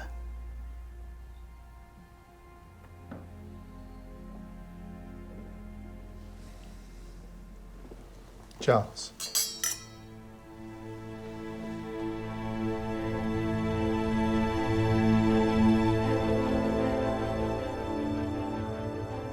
It's interesting that Sir Richard Wynne just sort of fizzles out, and a few months after the execution of the king, he's dead. He's dead himself. In the 19th century, they would have romantically said he died of a broken heart, but he really had no purpose. He sort of fizzled out. It's a sort of unspecific illness. I think he just wasted away, probably through grief. The House of Lords was abolished and executive power wielded by Parliament and its Council of State. The New Model Army was the most powerful force in Britain. With Oliver Cromwell in command, it swept aside all remaining military opposition. In 1653, Cromwell disbanded Parliament. He thought it quarrelsome and ineffective, and seized power as Lord Protector. In the end, the bloody English Civil War between King and Parliament saw both sides lose. All the while, across the sea, Charles's son and heir waited in exile. In the next episode of The Stuarts, A Bloody Reign, the heir to the throne, Charles II, goes into hiding on the continent, where he is stunned by the news that his father has been put to death. For over a decade, Charles travels in exile around the royal houses of Europe, planning to overthrow Cromwell's Commonwealth and restore the House of Stuart. But his attempts are in vain, and it seemed all hopes are lost. However, the tides begin to turn back in the Stuarts' favour with the death of Cromwell, and soon Charles II will be welcomed with open arms by an adoring public in London. The restoration of the monarchy sees a return to prominence for the Wynne family as well. But there are many enormous obstacles to overcome, including a huge outbreak of the dreaded plague and the Great Fire of London.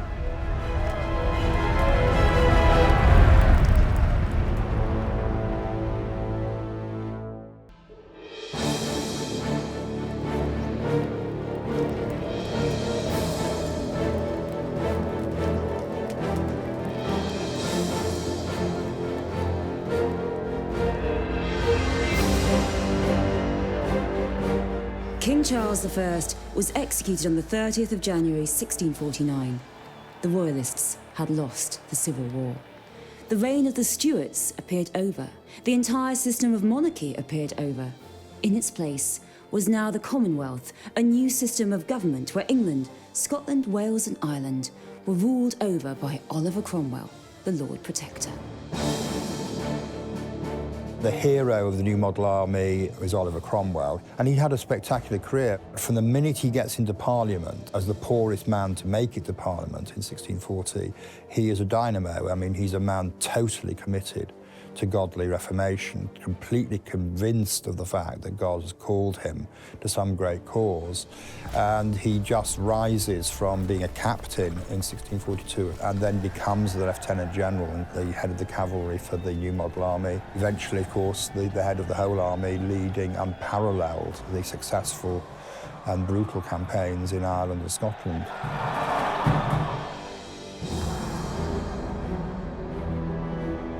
After the execution of Charles I, his wife, Henrietta Maria, had to escape and found refuge in the French court.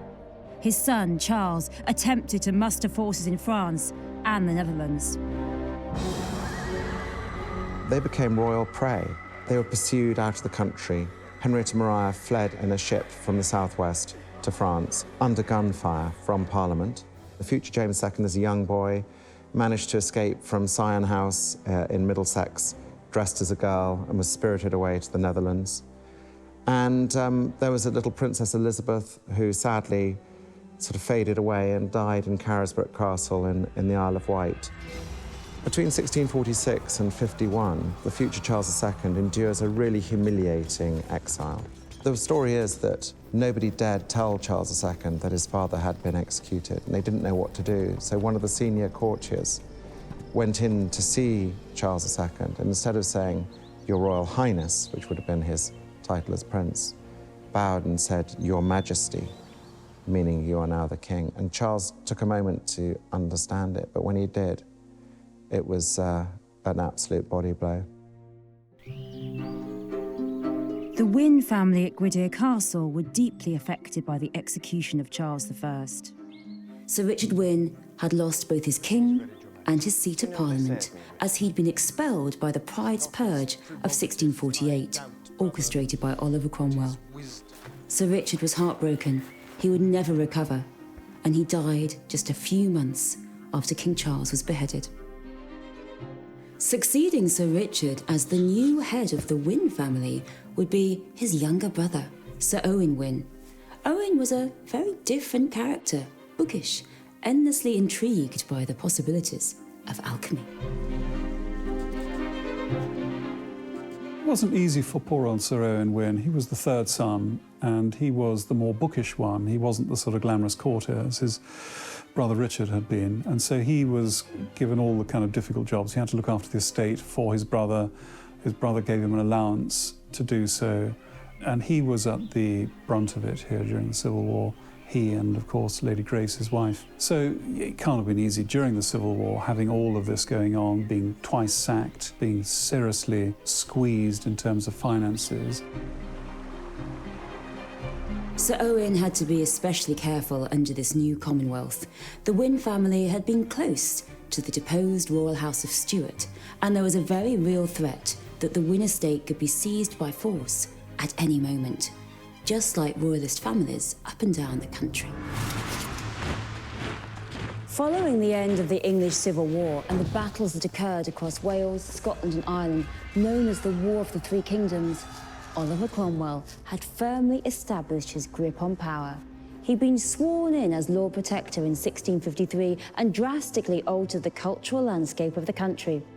Theatre was outlawed, celebration of Christmas and Easter was banned. For quite a lot of the 1650s, Oliver Cromwell is ruling England as Lord Protector, refusing to take the title of king, but very much like a king.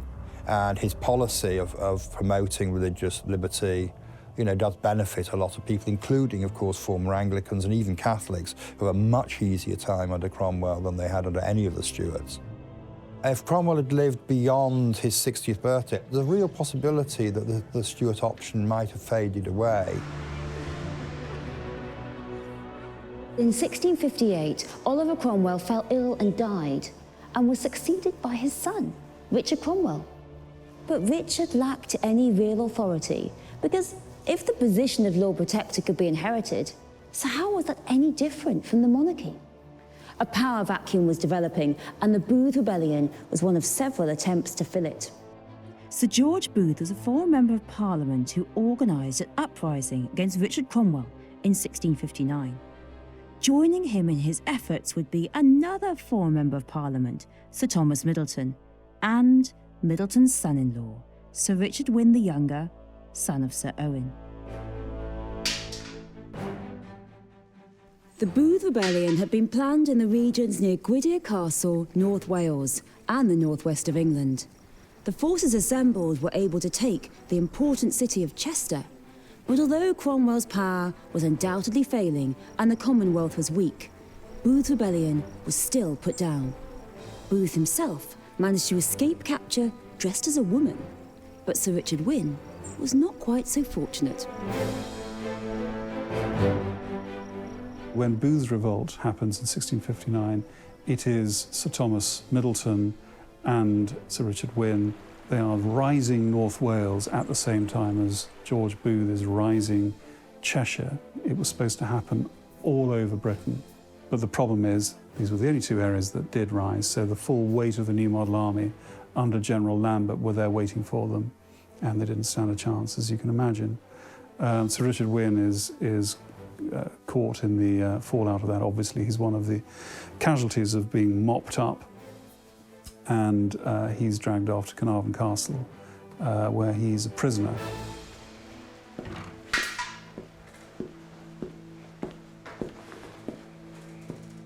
I would have had you in the dungeon.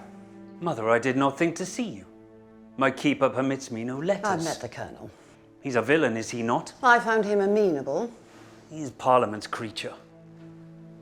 Courtesy will loosen a door rather than spite, Richard. And a ready purse is more persuasive still. I think he will see you released.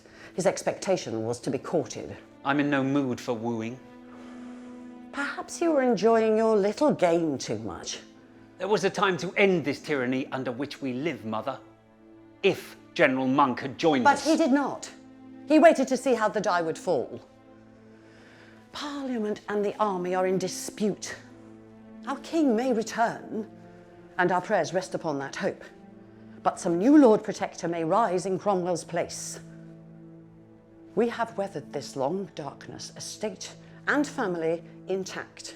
But you do not throw away your winter garb at the first bud of spring. Snows may return as quickly as they are banished. You were of no use to me here. Recall the habits of a courting youth and practice them upon the Colonel. My purse will do the rest.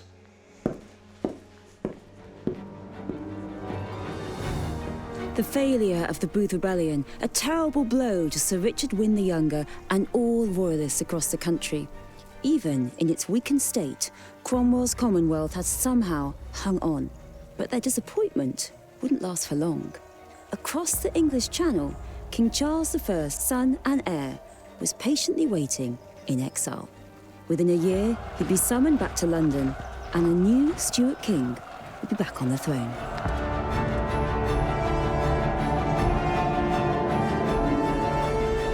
The Booth Rebellion of 1659 had failed to bring down the Commonwealth, but it hadn't been totally in vain.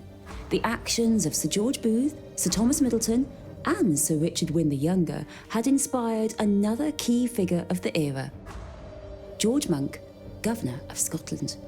Monk was a man of floating allegiance. At one point, he considered defending Richard Cromwell. Later, he thought of joining Booth's rebellion. But now, in 1660, he was launching his own uprising.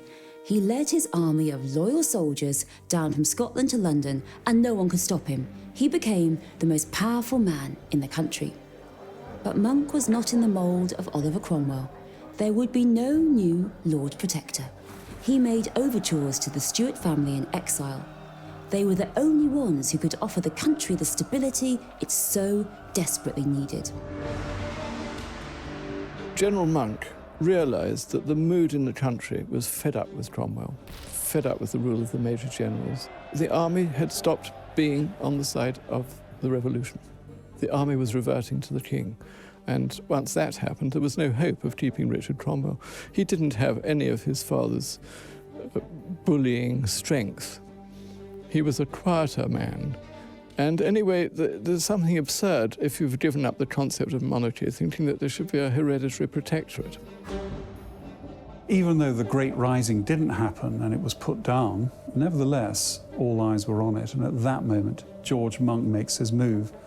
And he could have been king, of course, and in fact the throne was offered to him tentatively in the way of him becoming the inheritor of the protectorship. But wisely, he decided, no, it's much better to be the kingmaker than the king. So he is the grand choreographer who brings Charles back, or enables Charles to come back. Of course, Charles doesn't actually win back the throne. It's Parliament and the Commonwealth that lose it.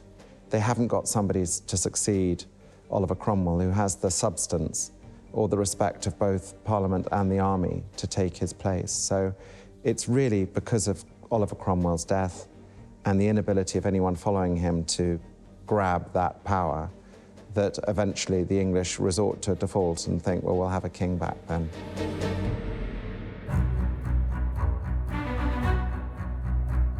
Charles had spent most of his exile in the Dutch city of Breda, and on the 4th of April 1660 he issued the Declaration of Breda, promising a general pardon for crimes committed during the Civil War, recognition of property rights, religious toleration, and payment of army wage arrears.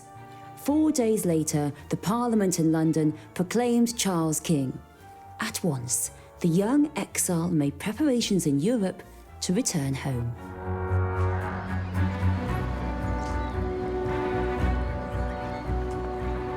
Charles II and his advisors, they were convinced that if there were conditions, they were going to be very onerous, and they'd be probably close to what Charles I had turned down before his trial and execution.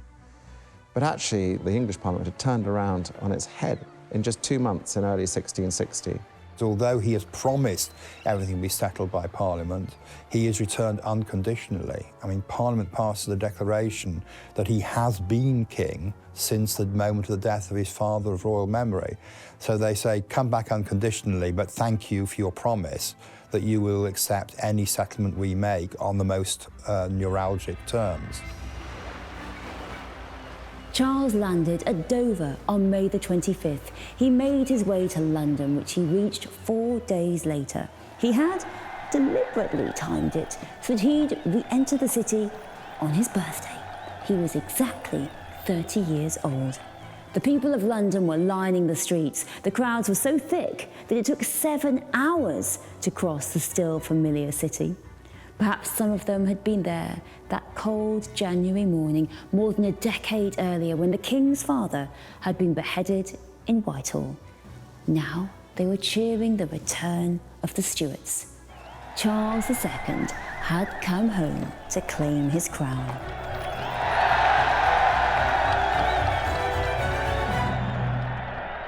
So great a multitude. And in so merry a spirit too, holding the King's picture aloft that was near a hanging matter but weeks ago. It must be all of London. We shall know of his coming from the crowd. They line the streets like this from Dover to Whitehall. In all the years of Cromwell, did you ever see such a thing? No. Nor can I remember when last we two had an afternoon of leisure such as this. He will be a fine king, I'm sure of it. Despite the general pardon offered by Charles in his declaration at Breda, not every crime was forgotten. 50 people were deliberately excluded from Charles's acts of forgiveness. 9 men who'd signed his father's death warrant were executed. The identity of the executioner who actually carried out the beheading of King Charles I is still a mystery to this day. As for Oliver Cromwell, the man who usurped Charles's father, even after death, he would be held accountable. As would the judge who oversaw Charles's trial, John Bradshaw, and Henry Ireton, who'd signed the king's death warrant. The 3 of them were removed from their graves and hung up for the crowds to witness before they were all decapitated and their heads placed on spikes. There was one part of him that was unforgiving, and that was his attitude towards those who had been involved in the death of his father. And that's the 59 men who signed the death warrant, and another 20 or so who were either legal officers in the court case or on the scaffold at the execution. And Charles's hatred for them never ended. The people he most blames for his father's death, their heads were cut off and their bodies thrown into a lime pit, and the heads stuck on spikes on the Palace of Westminster. I think he just adored his father and couldn't believe that these people could expect any sort of sympathy at all. And there was also an underlying point, too, that if he had been soft with them, what would it have said about him as a monarch? So I think that there was a cold part of Charles II, and it was absolutely focused on those who had killed his father.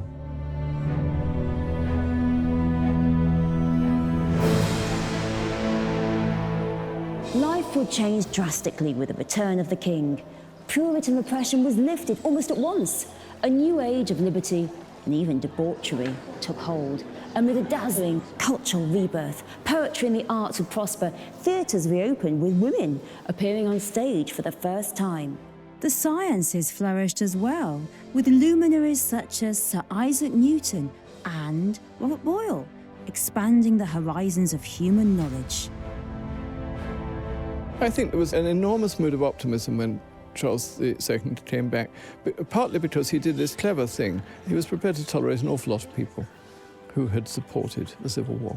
Therefore, because he was a genial person on some levels, and certainly politically very intelligent, he was able to create an atmosphere in which political reconciliation could happen. Charles is very keen to work with as many people who'd worked with Cromwell as possible. He wants to see healing and settling. His former enemies were much more likely to send him on his travels again than his former friends. He'd rather disappoint his friends than his enemies, because his aim is not to have to go away again. Charles himself will be the founder of the Royal Observatory, which you can see here in this painting from its earliest days. He had an interest in the burgeoning field of natural sciences, and he would grant a charter to the Royal Society.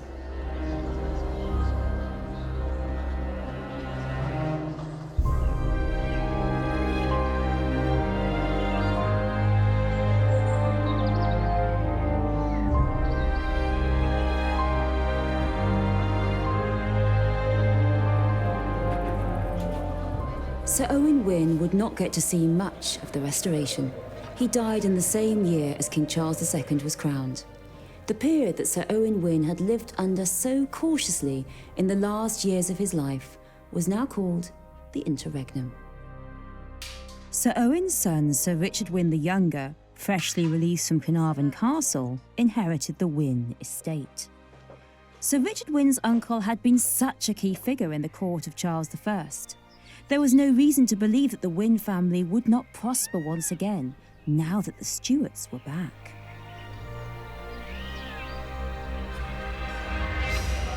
King Charles II was finally on the throne, and he needed a queen. During the reign of King Charles I, there'd been negotiations with the royal family of Portugal for the hand of Catherine of Braganza. This arrangement had been put on permanent hold thanks to Oliver Cromwell, but it was brought back to life following the Restoration. King Charles II married Catherine of Braganza in 1662, and the nation of tea drinkers was born. Catherine brought over the custom of tea drinking from Portugal, and it quickly became popular amongst the aristocracy in the reign of King Charles II. Sir Richard Wynne the Younger would be a key part of this restored royal court, taking up the position of Chamberlain to Charles's new queen. A delighted nation dubbed the new king the Merry Monarch, but just like his father, Charles had married a Catholic, and the religious difficulties that had so blighted the past did not simply disappear. However, there were far more pressing problems just around the corner. The worst outbreak of plague since the Black Death and the Great Fire of London.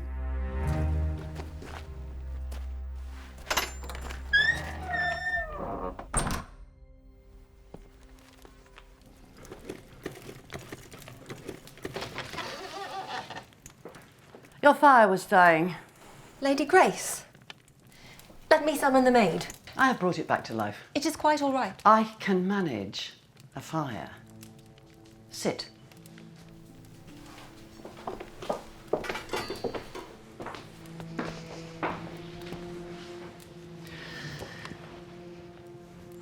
I thought I heard the footpost not long ago. Yet I know that cannot be. I forbade the London post from approaching our gates, and none would be so disrespectful as to disobey my wishes. Do not blame the poor man. No, I do not. You commanded him and he obeyed as he should. I had not heard from Richard in so very long. He lives then? The existence of the letter was all you needed to know that. I fear it is very bad this time. I remember the plague in 1625. I was younger than you, not long married. Old Sir John kept carts of London cloth outside for days at a time, happier as he was to see his finest purchases ruined than risk plague within our walls. It must be destroyed. It is one letter. Let us pass through what hands and what parts of the country we know not. Every moment it is in this house, the danger deepens. I will have it removed from you if I must.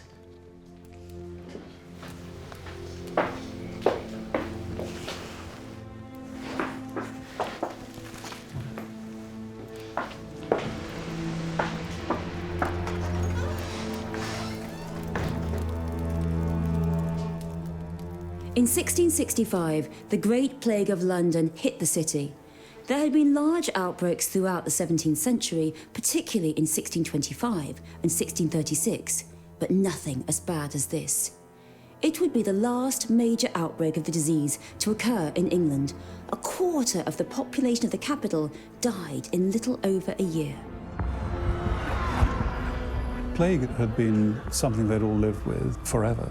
It's something that they were pretty wised up to, and there are accounts of bolts of cloth, for example, being sent up from London, which would be kept outside the gates of Gwydir for up to 2 weeks. So the carters would not be allowed into the Great Court. They'd be kept outside by the porter, and they would observe for 2 weeks. They knew that one thing was certain: if you have an infected cargo that came into somewhere like Gwydir, the house would get it. King Charles II and the family escaped to Salisbury, and England's Parliament relocated to Oxford. By the spring of 1666, the outbreak had died down, and it was deemed safe for the Stuarts to return to London. But just as life was returning to normal, yet another disaster unfolded.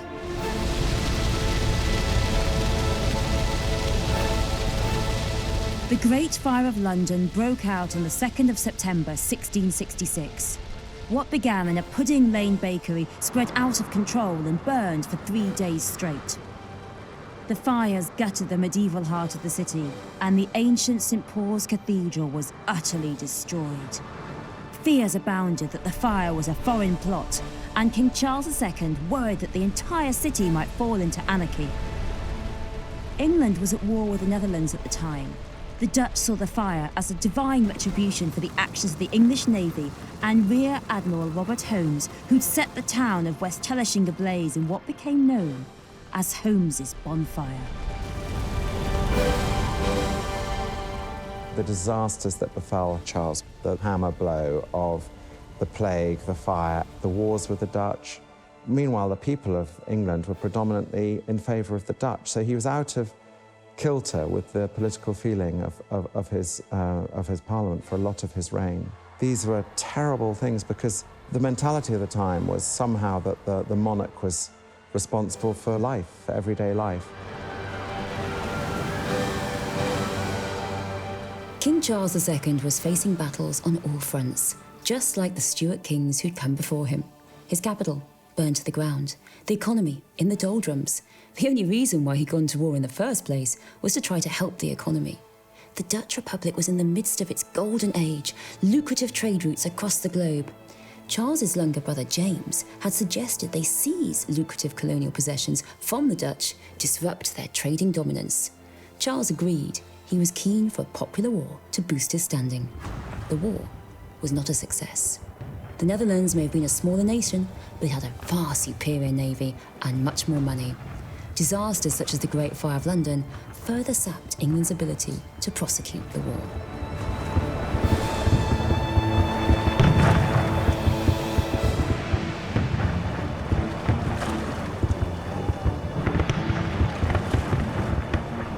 By 1667, the Dutch controlled much of the waters around the south of England. They'd secured pivotal European alliances, and that June, they staged a devastatingly bold naval assault dubbed the Raid on the Medway. They attacked the English fleet at anchor in the mouth of the Thames. Many ships were destroyed, and it remains one of the greatest disasters in the history of the Royal Navy.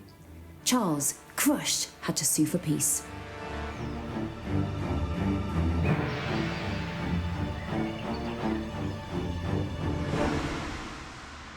The Royal Oak burned, the Loyal London and the Royal James too. The flagship carried off without a single shot fired in her defence. I thought the Dutch are much less a power than England. We are the more numerous, but they are richer, and they have directed their wealth with far greater wisdom. Since the last war, they've rebuilt their navy and plain-made expert study of river navigation and warfare. And what have we done? Beggared our garrisons with masks and courtly merriments. I have no place there. Then be done with London. Go not there again. The pride and pomp and luxury. All the jails of England hold no more cunning a collection of thieves than court. They never leave off robbing His Majesty. Even his dogs are target for pilfering. It was thought the Dutch could not even set out a fleet this year. It will have to be peace, or the kingdom whole may be undone. The treaty ending the war was signed in 1667 in the town of Breda, where Charles had made his famous declaration that allowed him to return to the English throne several years earlier. Charles was humiliated, but it did at least bring the war to an end and allow London to be rebuilt. Charles encouraged the greatest architects to come forward with radical plans for the city. Had these been realised, London today would be a completely different place. But in the end, practicalities, money, meant most of the city was rebuilt on the same plan as before. But the buildings themselves were much changed. Here, the genius of Sir Christopher Wren did have the opportunity to shine, and his designs remain some of the most famous in the London skyline.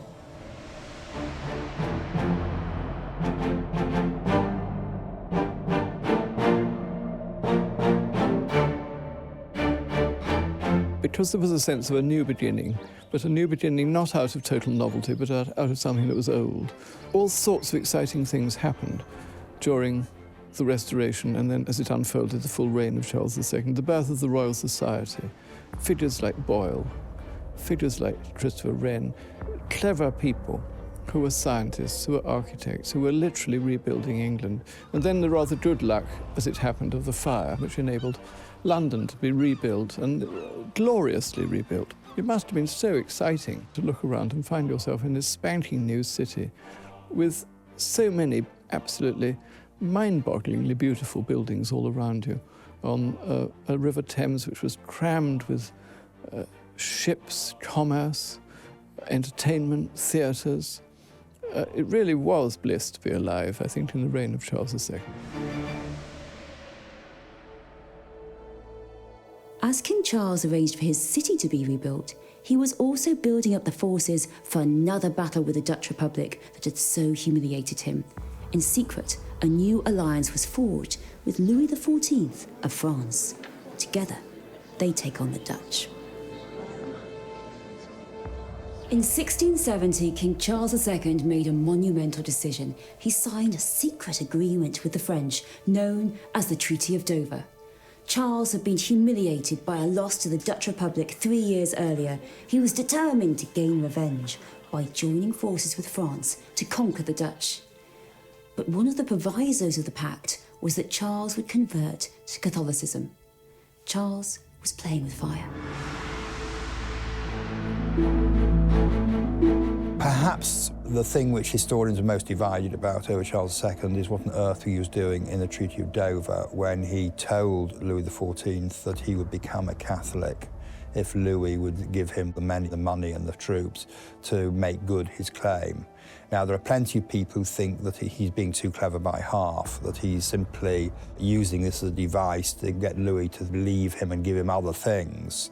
I've always been inclined to think that Charles always yearns to become a Catholic, that for most of his reign he can see that it will be very dangerous, that it will cause a huge amount of political reaction. But there's a point around then when he's under such pressure from his Catholic wife, his Catholic mistress, and there's just a moment at which he thinks everywhere in Europe where monarchy is strong, Catholicism is strong. Catholics have been the people who've been my most loyal supporters.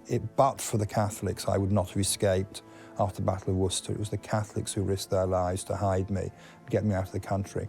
And it's just possible that he went through a moment when he thought, I wonder if I can get away with becoming a Catholic.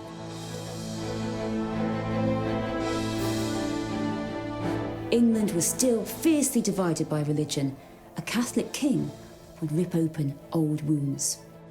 In March 1672, Charles made the first moves towards fulfilling part of the secret deal with King Louis XIV of France by making the Royal Declaration of Indulgence. It promised religious toleration for all, including Catholics, and seemed to be a first step towards some kind of reconciliation between England and Rome following the great break of Henry VIII's reign.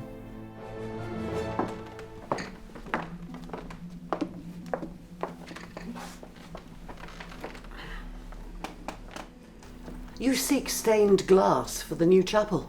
I shall not ask how you came by such intelligence, lest you implicate the walls and doors of my chamber. I had thought it an art lost in this country. There are men in Paris who preserve the skill. Why not Rome? The king has declared indulgence on matters of religion. And Parliament? I care not. Is his declaration even legal? I care not. I have an image in my mind, Mother. The chapel shall not be complete without it. It is a cross. A fine cross. I must have it. It was working too long of a day that took your father ill. It is not that. Yet you must.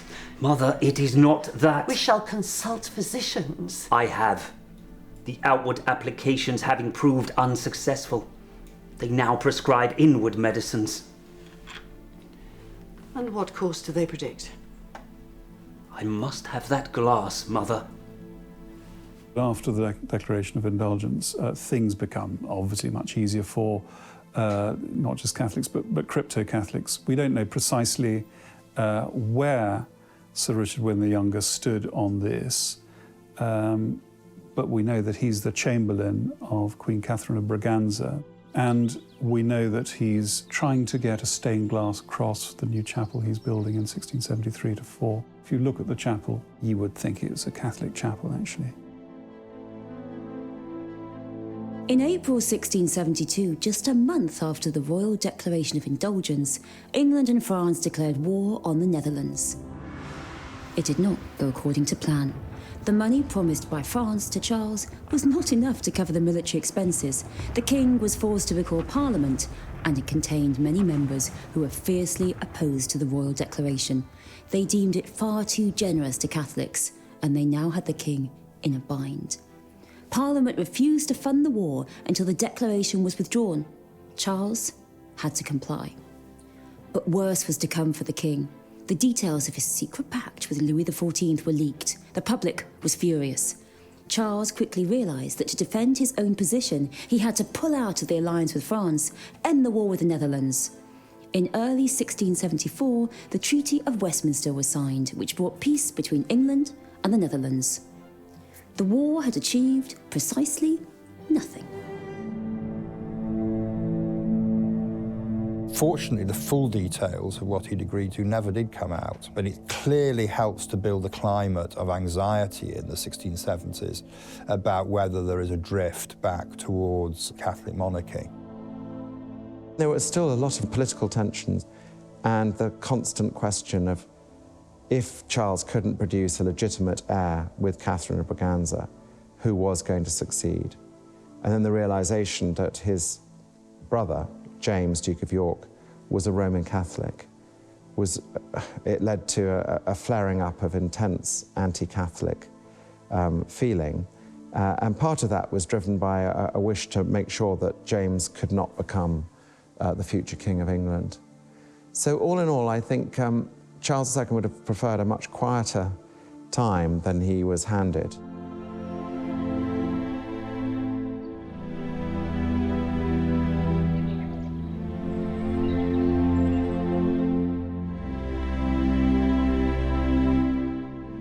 (1674) also saw the death of Sir Richard Wynne the Younger. He'd been a Member of Parliament for a total of 20 years, both before and after the interregnum. Without any male heirs, the Wynne estate passed to his daughter Mary, but his title of baronet would be given to his cousin, John Wynne. The strength of the Wynne family seemed to be dissipating. Charles II had returned to England, and so many across the country had had such high hopes. But his reign was turning out to be a disappointment. Just like the Wynnes, the Stuarts were losing power. Despite having many children with his numerous mistresses, King Charles had no legitimate heirs with his wife, Catherine of Braganza, nor would any be born in the remaining 11 years of his life. The heir apparent throughout was his younger brother James. Many suspected that James was a Catholic. They were right. In fact, Charles II himself converted to the Catholic religion on his deathbed. He became incredibly ill in February 1685, very, very quickly, and suddenly had a massive seizure. And then, poor man, he was handed over to the combined ignorance of the royal physicians, who did not know what to do. And they took a view that the best thing they could do was stimulate him and get his whole energy pulsing through him, I suppose. So they shaved off his hair and applied white-hot glass to his scalp. They put a sort of acid in his nostrils. They pumped him full of laxatives and enemas. And they gave him tonics of ground-up man's skull and put poultices of pigeon droppings on his feet. And although occasionally, bizarrely, he seemed to be getting better, the general flow was towards death. And one of his mistresses, Louise de Keroualle, took James, Duke of York, the king's brother, aside and said, look, please don't tell anyone I've said this, but his one wish has always been that he dies a Catholic. The evidence that Charles II converted on his deathbed is, in the end, the testimony of the tiny number of people who are witnesses to it. It is very widely accepted that it was so. The man who is supposed to have received him into the church was someone who had helped him during his escape after Worcester in 1651 and had been, in that sense, someone he trusted for many years. And for me, at any rate, it is the logical outcome. Out of the shadows, James brings a man called Father Huddleston, who had helped Charles survive during his 6 weeks on the run after the Battle of Worcester. And James utters the immortal line of, "Sire, I bring you now a man who once saved your life, and now he'll save your soul." And Huddleston sits with the king and takes him through the various processes to bring him to Catholicism, including what I'd imagine was rather a long confession by Charles. And he dies the following day, having just reconnected briefly with the 6 weeks in his life of which he was most proud, when he had shown himself to be brave and resilient.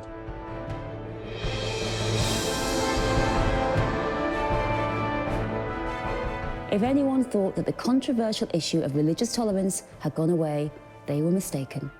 The reign of James II would bring with it another crisis in England and another war.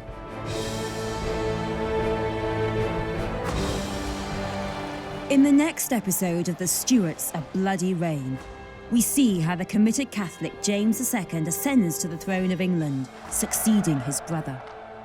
What had seemed an impossibility decades earlier was now a reality. The religious tensions across the British Isles reached fever pitch, and they would test the loyalties of the Wynne family at Gwydir Castle in their relationship with the House of Stuart. All across the country, plans were made to usurp the Catholic king, but the real danger lay very close to home.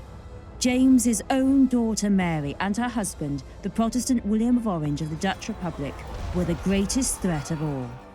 This would spell the end of the House of Stuart and the beginning of the glorious revolution.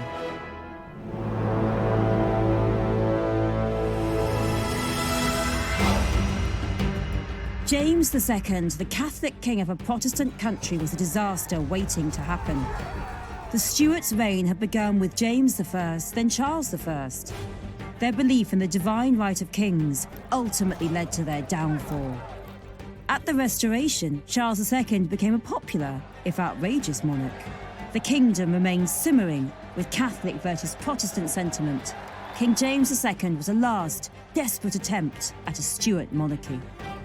I think history is very tough on James II.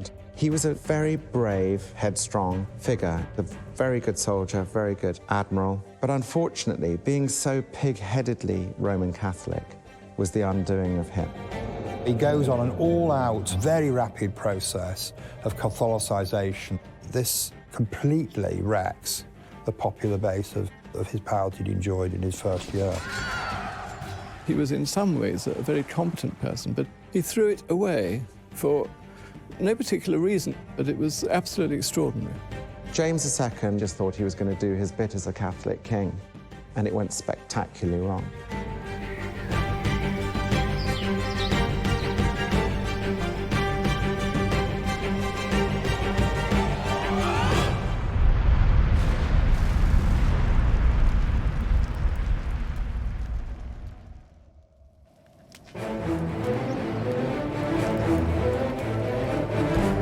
King Charles II died on the 6th of February 1685. He had ruled over England, Wales, Scotland and Ireland for a quarter of a century, following the restoration of the monarchy after the collapse of Oliver Cromwell's Commonwealth. Charles had converted to the Catholic faith on his deathbed, and he would be succeeded by his younger brother, King James II, a man who had been Catholic for nearly 2 decades. In a country that was now officially Protestant, this was a grave concern. James II's reign would not last long. In this series, we've examined the reign of the 4 Stuart monarchs through the lives of the Wynne family, who lived here at Gwydir Castle in North Wales. The Wynnes owned hundreds of acres of land surrounding the castle, and they prospered enormously during the Stuart era. It all began with John Wynne, who inherited the Wynne estate in 1580, during the reign of the earliest Stuart monarch, King James I. John would be knighted, and the family would be honoured with the title of baronet. During King Charles I's reign, Gwydir was overseen by John Wynne's son, Sir Owen and Sir Richard. It was at this point that the connection between the Wynne family and the ruling Stuart dynasty was strongest of all, as Sir Richard Wynne was a close personal friend of King Charles I. But then, civil war broke out, and the king was beheaded. Sir Richard Wynne never recovered and died just a few months after he witnessed his friend and king being publicly executed. Sir Owen Wynne had to care for the estate with his wife, Lady Grace, during the challenging period of Oliver Cromwell's rule. With the restoration of the monarchy and the return of King Charles II, the Wynnes would prosper once again, this time with Sir Owen's son, Sir Richard Wynne the Younger, back in the restored royal court. However, Sir Richard Wynne the Younger had no male heirs, meaning the estate passed to his daughter, Mary, known to everyone as Mally. Along with her grandmother, Lady Grace, it was her job to maintain the Wynne estate in the new era of the Restoration. Lady Sarah dies of the plague in 1671. She's very young. And then in 1674, at the age of 39, Sir Richard dies as well. So it's too young. And that means that they only have one child. That's the lovely Lady Mary. And at the age of 17, she is suddenly the heiress of a vast estate. And the person who becomes the sort of grand choreographer of all of this is her grandmother, Lady Grace Wynne, who survives as the matriarch, this powerful figure of the past. And she brokers marriage deal after marriage deal until she finds the one that is acceptable. And the one that's acceptable turns out to be the young Lord Willoughby Deresby, Robert Barty. Mally married Robert Bertie in 1678, later the Duke of Ancaster and Member of Parliament. The baronetcy that the Wynne family had gained during the reign of King James I could not be transferred through the female line, and so that was given to a junior branch of the Wynne family, and the Berties acquired the Gwydir estate.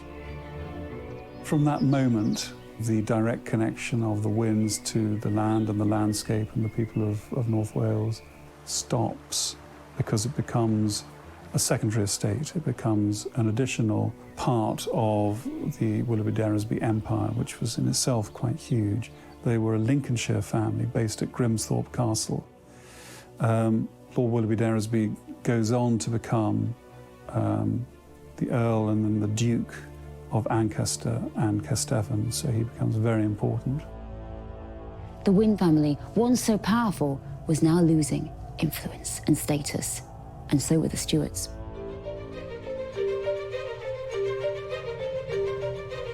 For most of his life, King James II had never expected to become king. He'd been born in St James's Palace in London in 1633, the second son of King Charles I and his wife Henrietta Maria. James held the title of the Duke of York from birth. During the English Civil War, he'd been confined by Parliament to his birthplace, St James's Palace, while his father fought a losing battle with the Royalist forces. At the age of 15, James managed to sneak away from his confines, disguised as a woman, and made it all the way to The Hague in the Netherlands. Continental Europe would be where James would spend much of his life. When his father was executed in 1649, when James was only 16, his elder brother was proclaimed king by the Royalists and the Parliaments of Scotland and Ireland. Charles was even crowned in Scotland in 1651, but the Stuart family was unable to reclaim England, and eventually Oliver Cromwell prevailed, becoming the undisputed ruler of a new Commonwealth.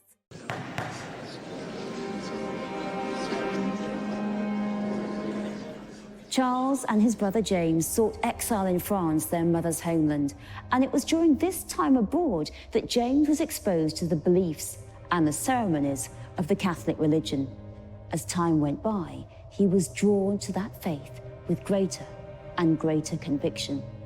James even served in the French army, but France chose to ally itself with Oliver Cromwell. The Stuart family made an alliance with Spain as a result, and James switched over to the Spanish forces and battled his previous French colleagues. James learnt to be a soldier, and he'd fought first for the French and then for the Spanish. He'd fought for the French until he was driven out of the French army by the treaty by which Cromwell allied with France against Spain. But he just flipped over and went and fought for the Spanish side. And in fact, in the last of the great battles of the New Model Army, Battle of the Dunes, up in France and Belgium, the English armies of Cromwell, one of the people fighting against them was James. He was on the battlefield.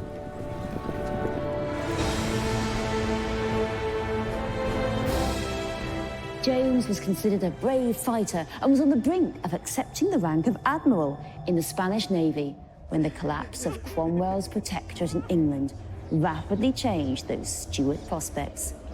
James declined the Spanish offer. Within months, his brother would reclaim the English throne. James returned to London and was soon appointed Lord High Admiral of the Navy. He became one of his brother's closest advisors and was widely praised for his tireless efforts to extinguish the Great Fire of London. But in private, his religious allegiances were shifting. His wife, Anne Hyde, had converted to the Catholic religion almost as soon as the couple had returned to London. By the late 1660s, James had converted as well. We now know that James was formally received into the Catholic Church in 1668. He continues to attend Protestant services for a few years, but news about his going privately to Catholic Mass, Catholic confessors and so on was leaking out. And by 1676, James comes out. So then you have a crisis that the heir to the throne is going to be a Catholic. Therefore, there is a huge political campaign to prevent it.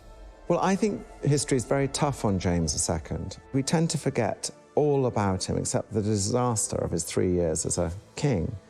He was a very brave, headstrong figure. He was a very good soldier, very good admiral, and had fought bravely, and he had a lot of qualities. But unfortunately, being so pig-headedly Roman Catholic was the undoing of him.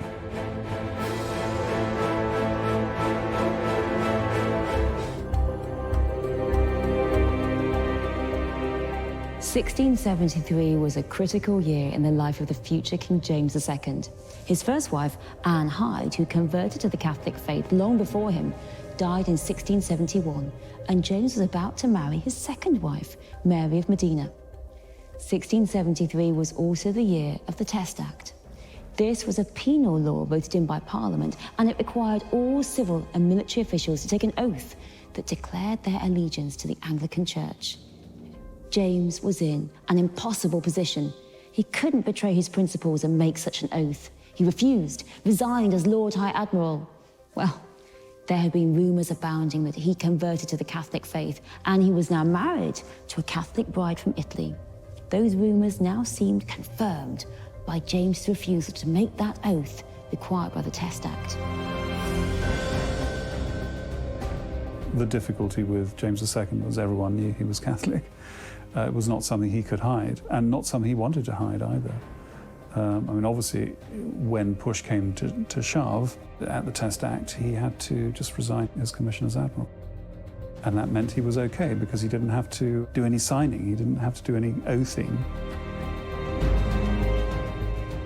The fact that James's elder brother, King Charles II, had no legitimate heirs with his wife, Catherine of Braganza, that meant James was next in line for the throne. He became the focus of numerous conspiracy theories. Many suspected there were plots to assassinate Charles, replace him with James. Anti-Catholic sentiment rose again across the country. Fairly soon after the Test Acts and the sheer scale of the number of people who resigned, which took people by surprise, they had no idea they would have so many people who were secret Catholics.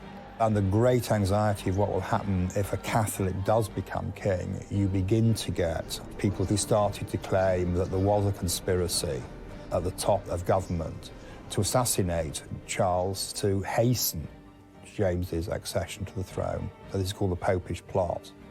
And the claim that there were a large number of people who were conspiring to assassinate the king, and that if James didn't know about it, he was turning a blind eye to it. And in any case, he was the beneficiary of what they were doing, and the way to prevent the assassination of the king and the succession of a Catholic ruler was to pass an act that would mean that the Catholics couldn't benefit from the assassination. If there was a law which prevented a Catholic successor, there's no point in killing the existing king, particularly one who had been fairly lenient, in his attitude to the Catholic population. To soothe the worried public, King Charles II arranged for James's daughter Mary to marry the Protestant William of Orange. James reluctantly consented to the match. The marrying of William of Orange, who was of royal British blood and therefore had a potential claim, to James's elder daughter, gave a potential focus now for those who were just not prepared to tolerate a Catholic king. This was not enough, however, to relieve the growing hysteria in the country and in Parliament. In 1679, the Exclusion Bill was introduced into the House of Commons. If passed, it would have prevented James from inheriting the throne because he was Catholic. The Exclusion Bill was also having an impact at Gwydir Castle. Mali Wyn had married Robert Bertie, Lord Willoughby d'Eresby, the previous year. He had tried unsuccessfully for election into Parliament. Mali Wyn and her grandmother, Lady Grace, eagerly await correspondence from him as unrest spreads across the country at the thought of King Charles II's brother, James, becoming the first Catholic monarch.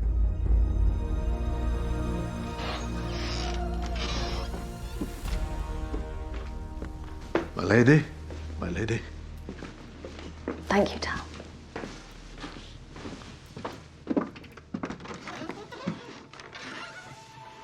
Poor Tal. Are there no others that could deliver your letters, Grandmama? The years on Tal have not rendered him past use. No, I cannot conceive of Gwydir without him. But surely there are others who can share his burden. Master Williams has a son. A boy. He is 19. How fares your husband? Is Robert recovered from his disappointment? He resolves to stand again in the next election, though when that will be. The exclusionists are much in the ascendancy. Even if the bill passes through the Commons, it will fail in the Lords. Oh, I pray it is so. The Duke of York will be king, child. Fool though he be. Grandmama. Not in my time, I pray. But does the Duke not abide by his conscience? His principles? Principles are an o'er-admired thing. I wonder, though, at the exclusionist mind. Can the law alter what God has settled? If Parliament can choose itself a king, why not a tenant his lord? It pulls at society's very order, I fear. I suppose Master Williams can learn the duties of a gatekeeper.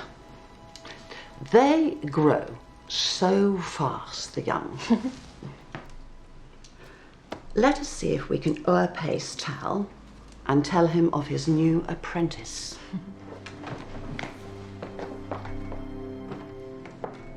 The bill bitterly divided the Commons.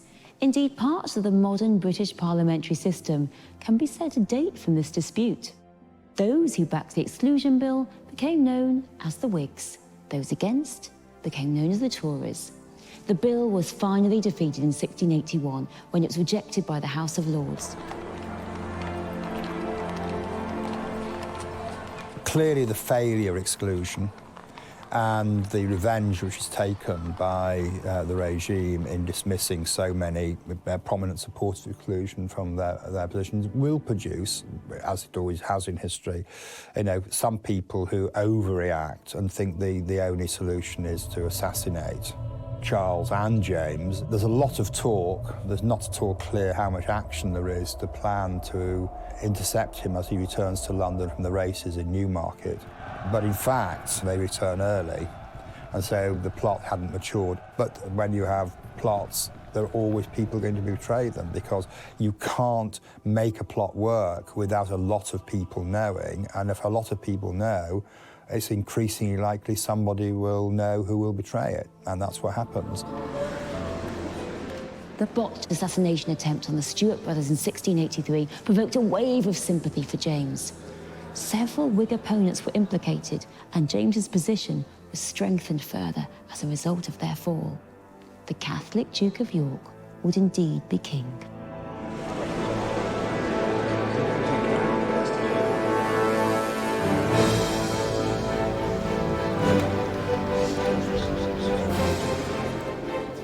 King King James II was crowned on April the 23rd, 1685, but almost immediately he faced a rebellion from his own nephew, the Duke of Monmouth. Monmouth was the eldest illegitimate son of King Charles II. He proclaimed himself the true king in Lyme Regis in Dorset, and his Monmouth rebellion attempted to overthrow King James II. Here at Gwydir, the situation was followed especially closely because Mally's husband, Robert Bertie, was a captain and was now fighting on behalf of King James in the attempt to swiftly crush the rebellion. It gives me great joy, dear husband, to hear of your efforts in London and the Commons on behalf of our new king. There is great rejoicing here at Grimsthorpe as well. This Sunday gone, the parson even read from the pulpit His Majesty's words, which I thought very fine and noted well. I shall make it my endeavour to preserve this government, both in church and state, as it is by law established. As I shall never depart from the rights and prerogative of the crown, so I shall never invade any man's property. The parson gave it much import, the word of a king being more secure by far than any mutable law. Lord Willoughby D'Eresby is holding office under James II, but also interestingly, he's captain of a troop of horse under King James, fighting at the Battle of Sedgemoor in 1685, so against the Duke of Monmouth in the Monmouth Rebellion. That's very interesting. The Monmouth Rebellion was quickly dealt with, as was another rebellion in Scotland that occurred at the same time, known as Argyle's Rising, led by the Earl of Argyle. These two rebellions had been coordinated together, but neither of them were able to drum up enough volunteers in the end. Both the Duke of Monmouth and the Earl of Argyle were captured and executed. The rebellions were put down with ease, but they deepened James's insecurities. He strengthened his army and put loyal men in charge of the regiments. This might have eased his worries, but the actions caused alarm in Parliament. A standing army of such size was not a tradition, and many of the chosen commanders were Catholics. This placed Mally's husband, Lord Willoughby's position as captain, under threat. That you in there, boy? Forgive me, my lady. Thought it was young Williams. I can have these chambers readied. No, no. Well, perhaps just the fire. Tal? Yes, my lady. Will you not sit a moment? Well, I know you did so with my grandmother from time to time. Perhaps in her memory?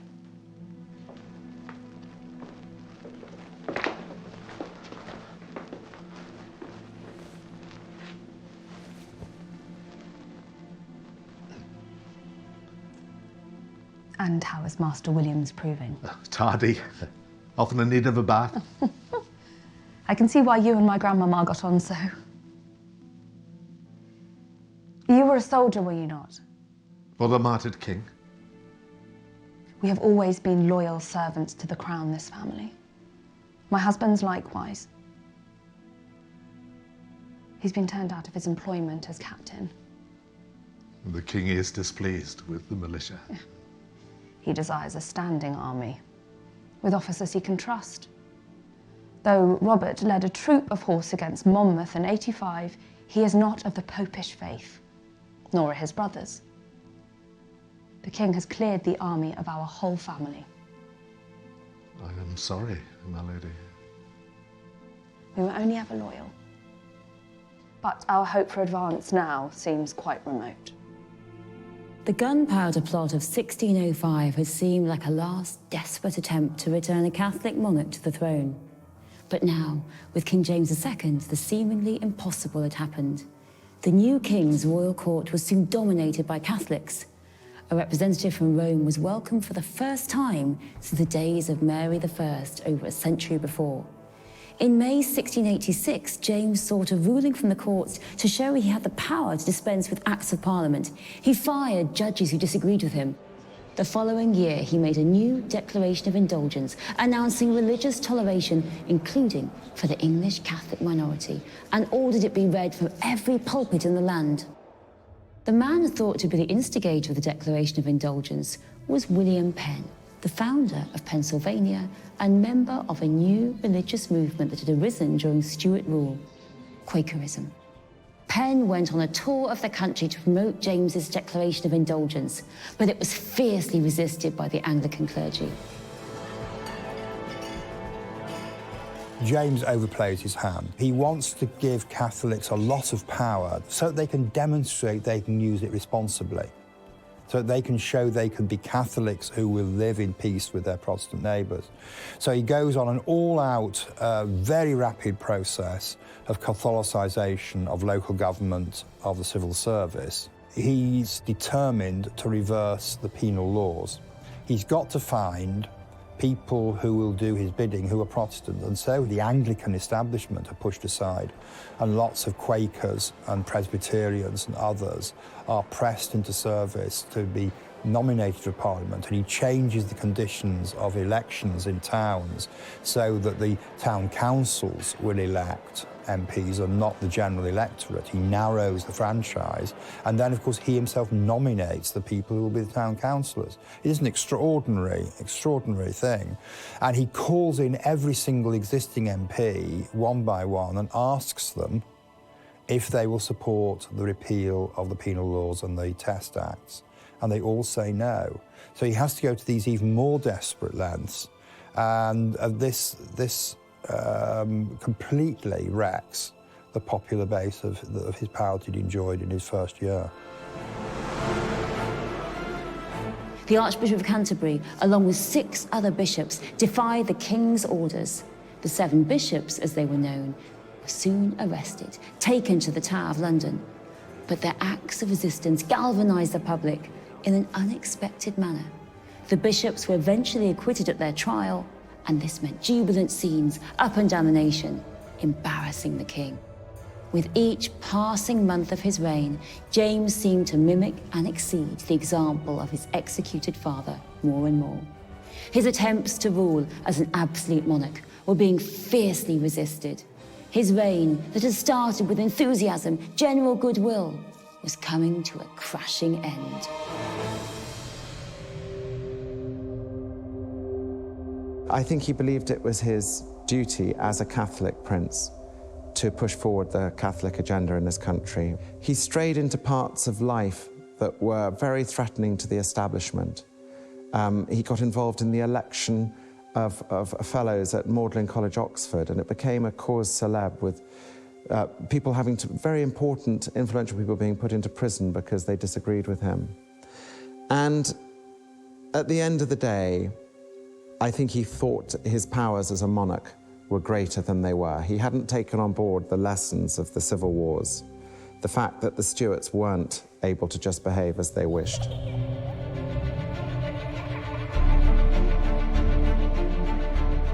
On the 10th of June 1688, King James and his wife Mary of Modena had a son. According to the rules of primogeniture, this child was due to inherit the throne. But James already had 2 daughters from his first marriage, Mary and Anne, and they'd been raised Protestant according to the wishes of King Charles II. The people just about tolerated James's pro-Catholic rule because they knew his only possible successors were his Protestant daughters. But now, with the baby, there was a real threat of a permanent Catholic dynasty. And to many in the church and across the country, this was simply unacceptable. And there's another pretty intriguing twist to this story. The child born to King James II and Mary of Modena was rumoured to be an imposter. The story went that the royal baby was stillborn and another child was smuggled in to replace him and ensure a Catholic succession. When James II's second wife, Mary of Modena, had a son, even that wasn't enough. I mean, clearly that boy should have been king in the law of succession. But the Protestant establishment managed to say that the baby had been smuggled in a bedpan. It wasn't really the rightful heir to the throne. And there was a ready-made heir in William and Mary and their line. King James II knew he had a problem on his hands. He published testimonies of numerous witnesses who'd been present at the birth of his son. He also made plans to pack the next Parliament with his supporters and cement his grip on power. But then news reached him of a fresh challenge to his authority. William of Orange, the husband of James's Protestant daughter Mary, was coming to England with an invasionary force. What became known as the Glorious Revolution had begun. They persuaded William and Mary that they were being cut out of their lawful rights by this tended child, and they should come to England to insist on their rights to a full public inquiry into the legitimacy of the new Prince of Wales. And William is willing to do that because William is fighting an all-out war against Louis XIV, and he desperately wants English resources, he wants English troops, and above all, English money. Now the contender was William, who saw England as a very, very useful ally, particularly its wealth and its navy, in his perpetual battle against Louis XIV's France.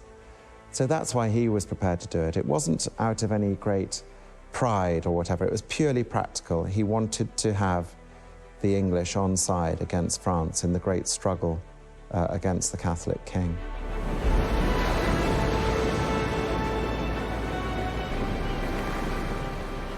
William of Orange certainly had pedigree. He'd been involved in several battles with the Catholic King of France, and he was seen across Europe as a staunch defender of the Protestant faith. His armada of 463 ships carried 15,000 fighting men across the Channel. William landed his forces at Torbay on the 5th of November, 1688. 83 years after Guy Fawkes' attempt to end the rule of Stuart kings had failed, another attempt on another king, James, was about to begin. And this time, it wasn't going to fail.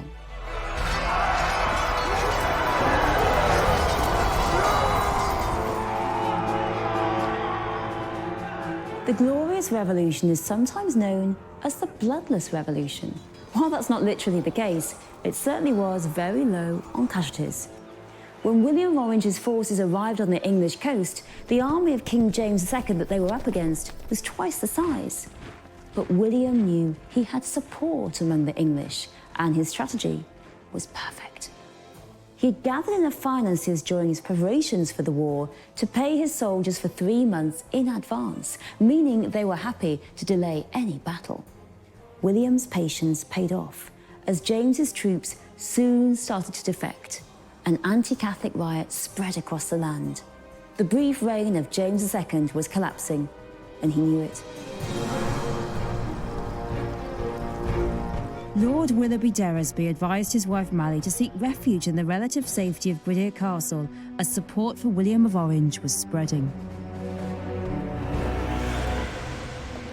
No running, Elizabeth! What did I say?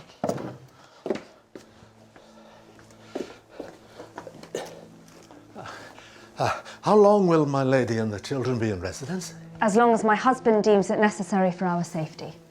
A general insurrection, is it? How do you perceive the local sentiment? The king jailed our Lord Bishop.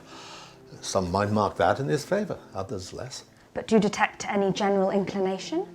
He ought not to have done it, my lady. My husband is for the Duke of Orange. He marches on York with his brothers, and his uncle stays at court so the family can claim loyalty should the enterprise go awry. But what then of Robert? Any letters come, I shall have them brought at once. Day or night?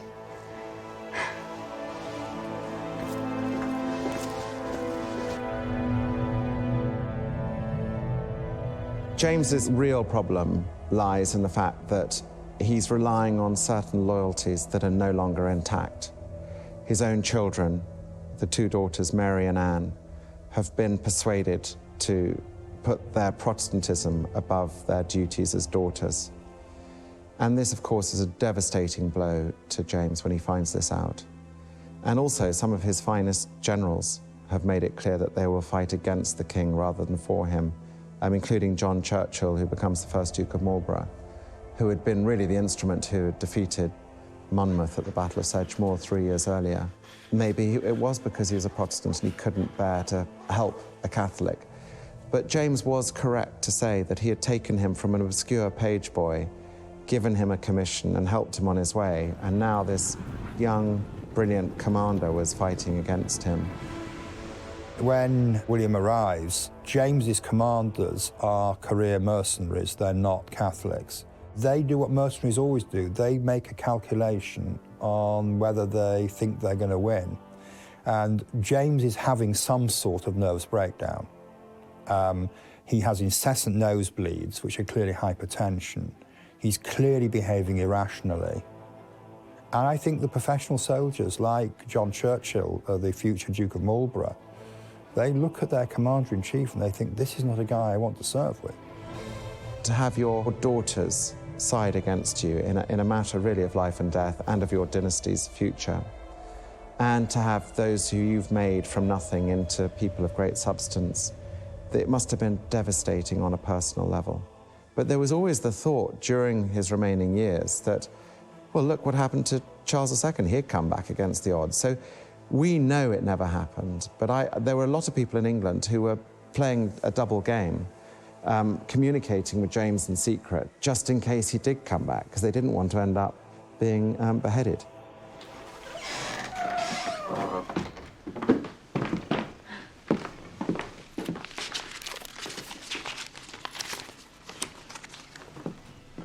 They've taken York.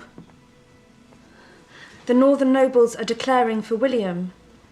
The king marches west to meet the prince with 40,000 men, though Robert says that number is continually diminished. Whole armies are abandoning the king's cause. Day by day, Prince William's army grows. All seems to be happening with great speed, my lady. Well, Robert is very hopeful.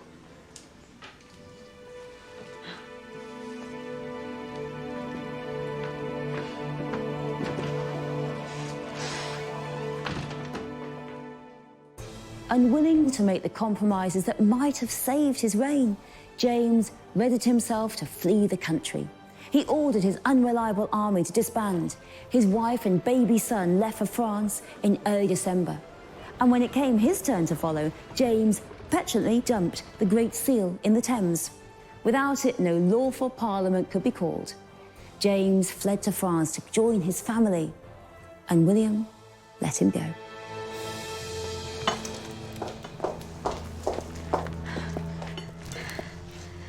It is done.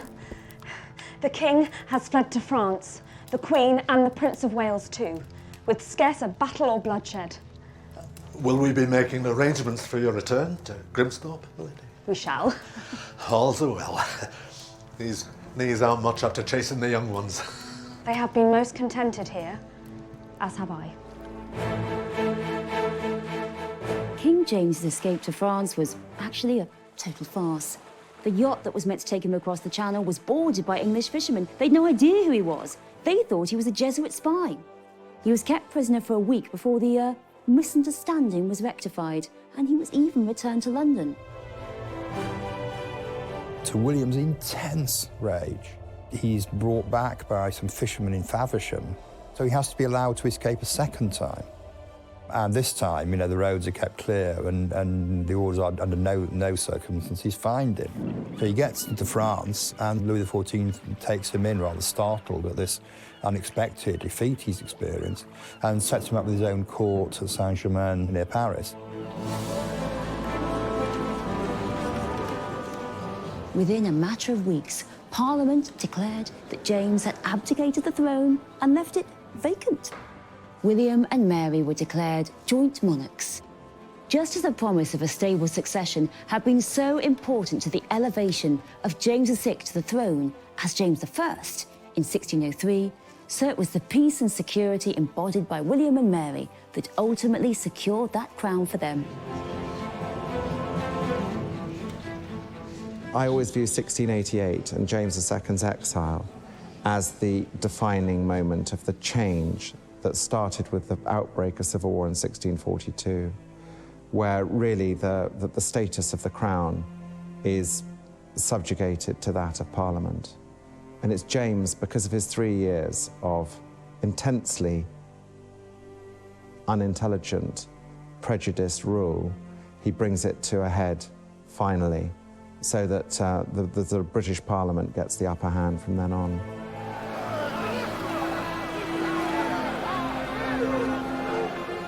James did not give up. He was planning an attempt to reclaim the throne, just as his elder brother Charles had done. With the help of the French, he landed in Ireland and raised an army to seize back the throne. But he was defeated by William at the Battle of the Boyne in 1690. James fled, never to return to England. I don't think James II was a natural quitter. It was because of the overwhelming evidence that it was over. He just misjudged the central tenet of the Protestant establishment in England, particularly when they looked overseas to France and saw what Louis XIV was doing to Protestants, treating them with savagery, people being broken on the wheel, literally broken on a wagon wheel, or being executed in other ways, or being branded as being Protestants. And it was so close geographically, and the thought that it might come across the Channel to England meant that there was absolutely no way that what looked suspiciously like Catholic absolutism could be tolerated by James's people. James died in exile in 1701, convinced he'd lost his throne because God had punished him for his adultery. His remains were destroyed during the French Revolution, and so too were his memoirs, meaning that we don't have an awful lot of his perspective, and we've got rather a lot of the opinions of his enemies. James's descendants made attempts to get that throne back. His son, the reported impostor James Francis Edward, became known as the Old Pretender. He started a rebellion in 1715, the Jacobite Rising, and tried to restore the exiled Stuart dynasty. He failed. There was another attempt in 1719 with Spanish support, but it was just as ineffective. Then in 1745, King James II's grandson, Bonnie Prince Charlie, made one final shot at the crown, but the country had moved on. King James II was the last Stuart king.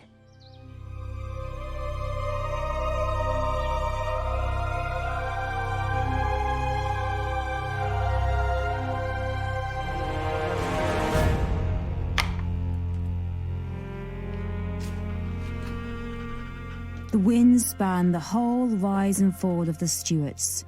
Sir John Wynne is knighted in 1606, 3 years after James I came to the throne, one of the very first baronets.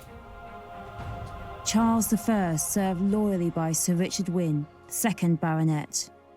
The 4th Baronet, Richard Wynne the Younger, was Chamberlain to the Queen of Charles II. The brief reign of James II, followed by the Glorious Revolution in 1688. And then, in 1689, Lady Mary Wynne, the last of the Wynnes, dies. Gwydir Castle's glory has also come to an end.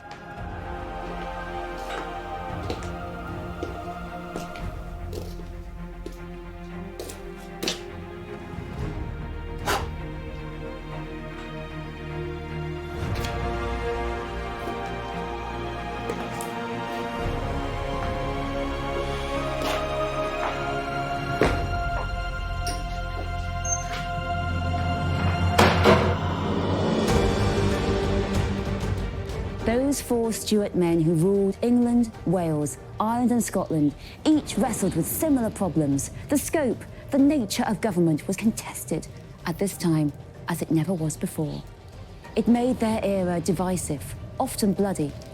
But the reigns of the Stuart kings saw the beginnings of the modern British state, the unification of England and Scotland, the last death rattles of absolute monarchy, and the rise of Parliament as the dominant power in the land.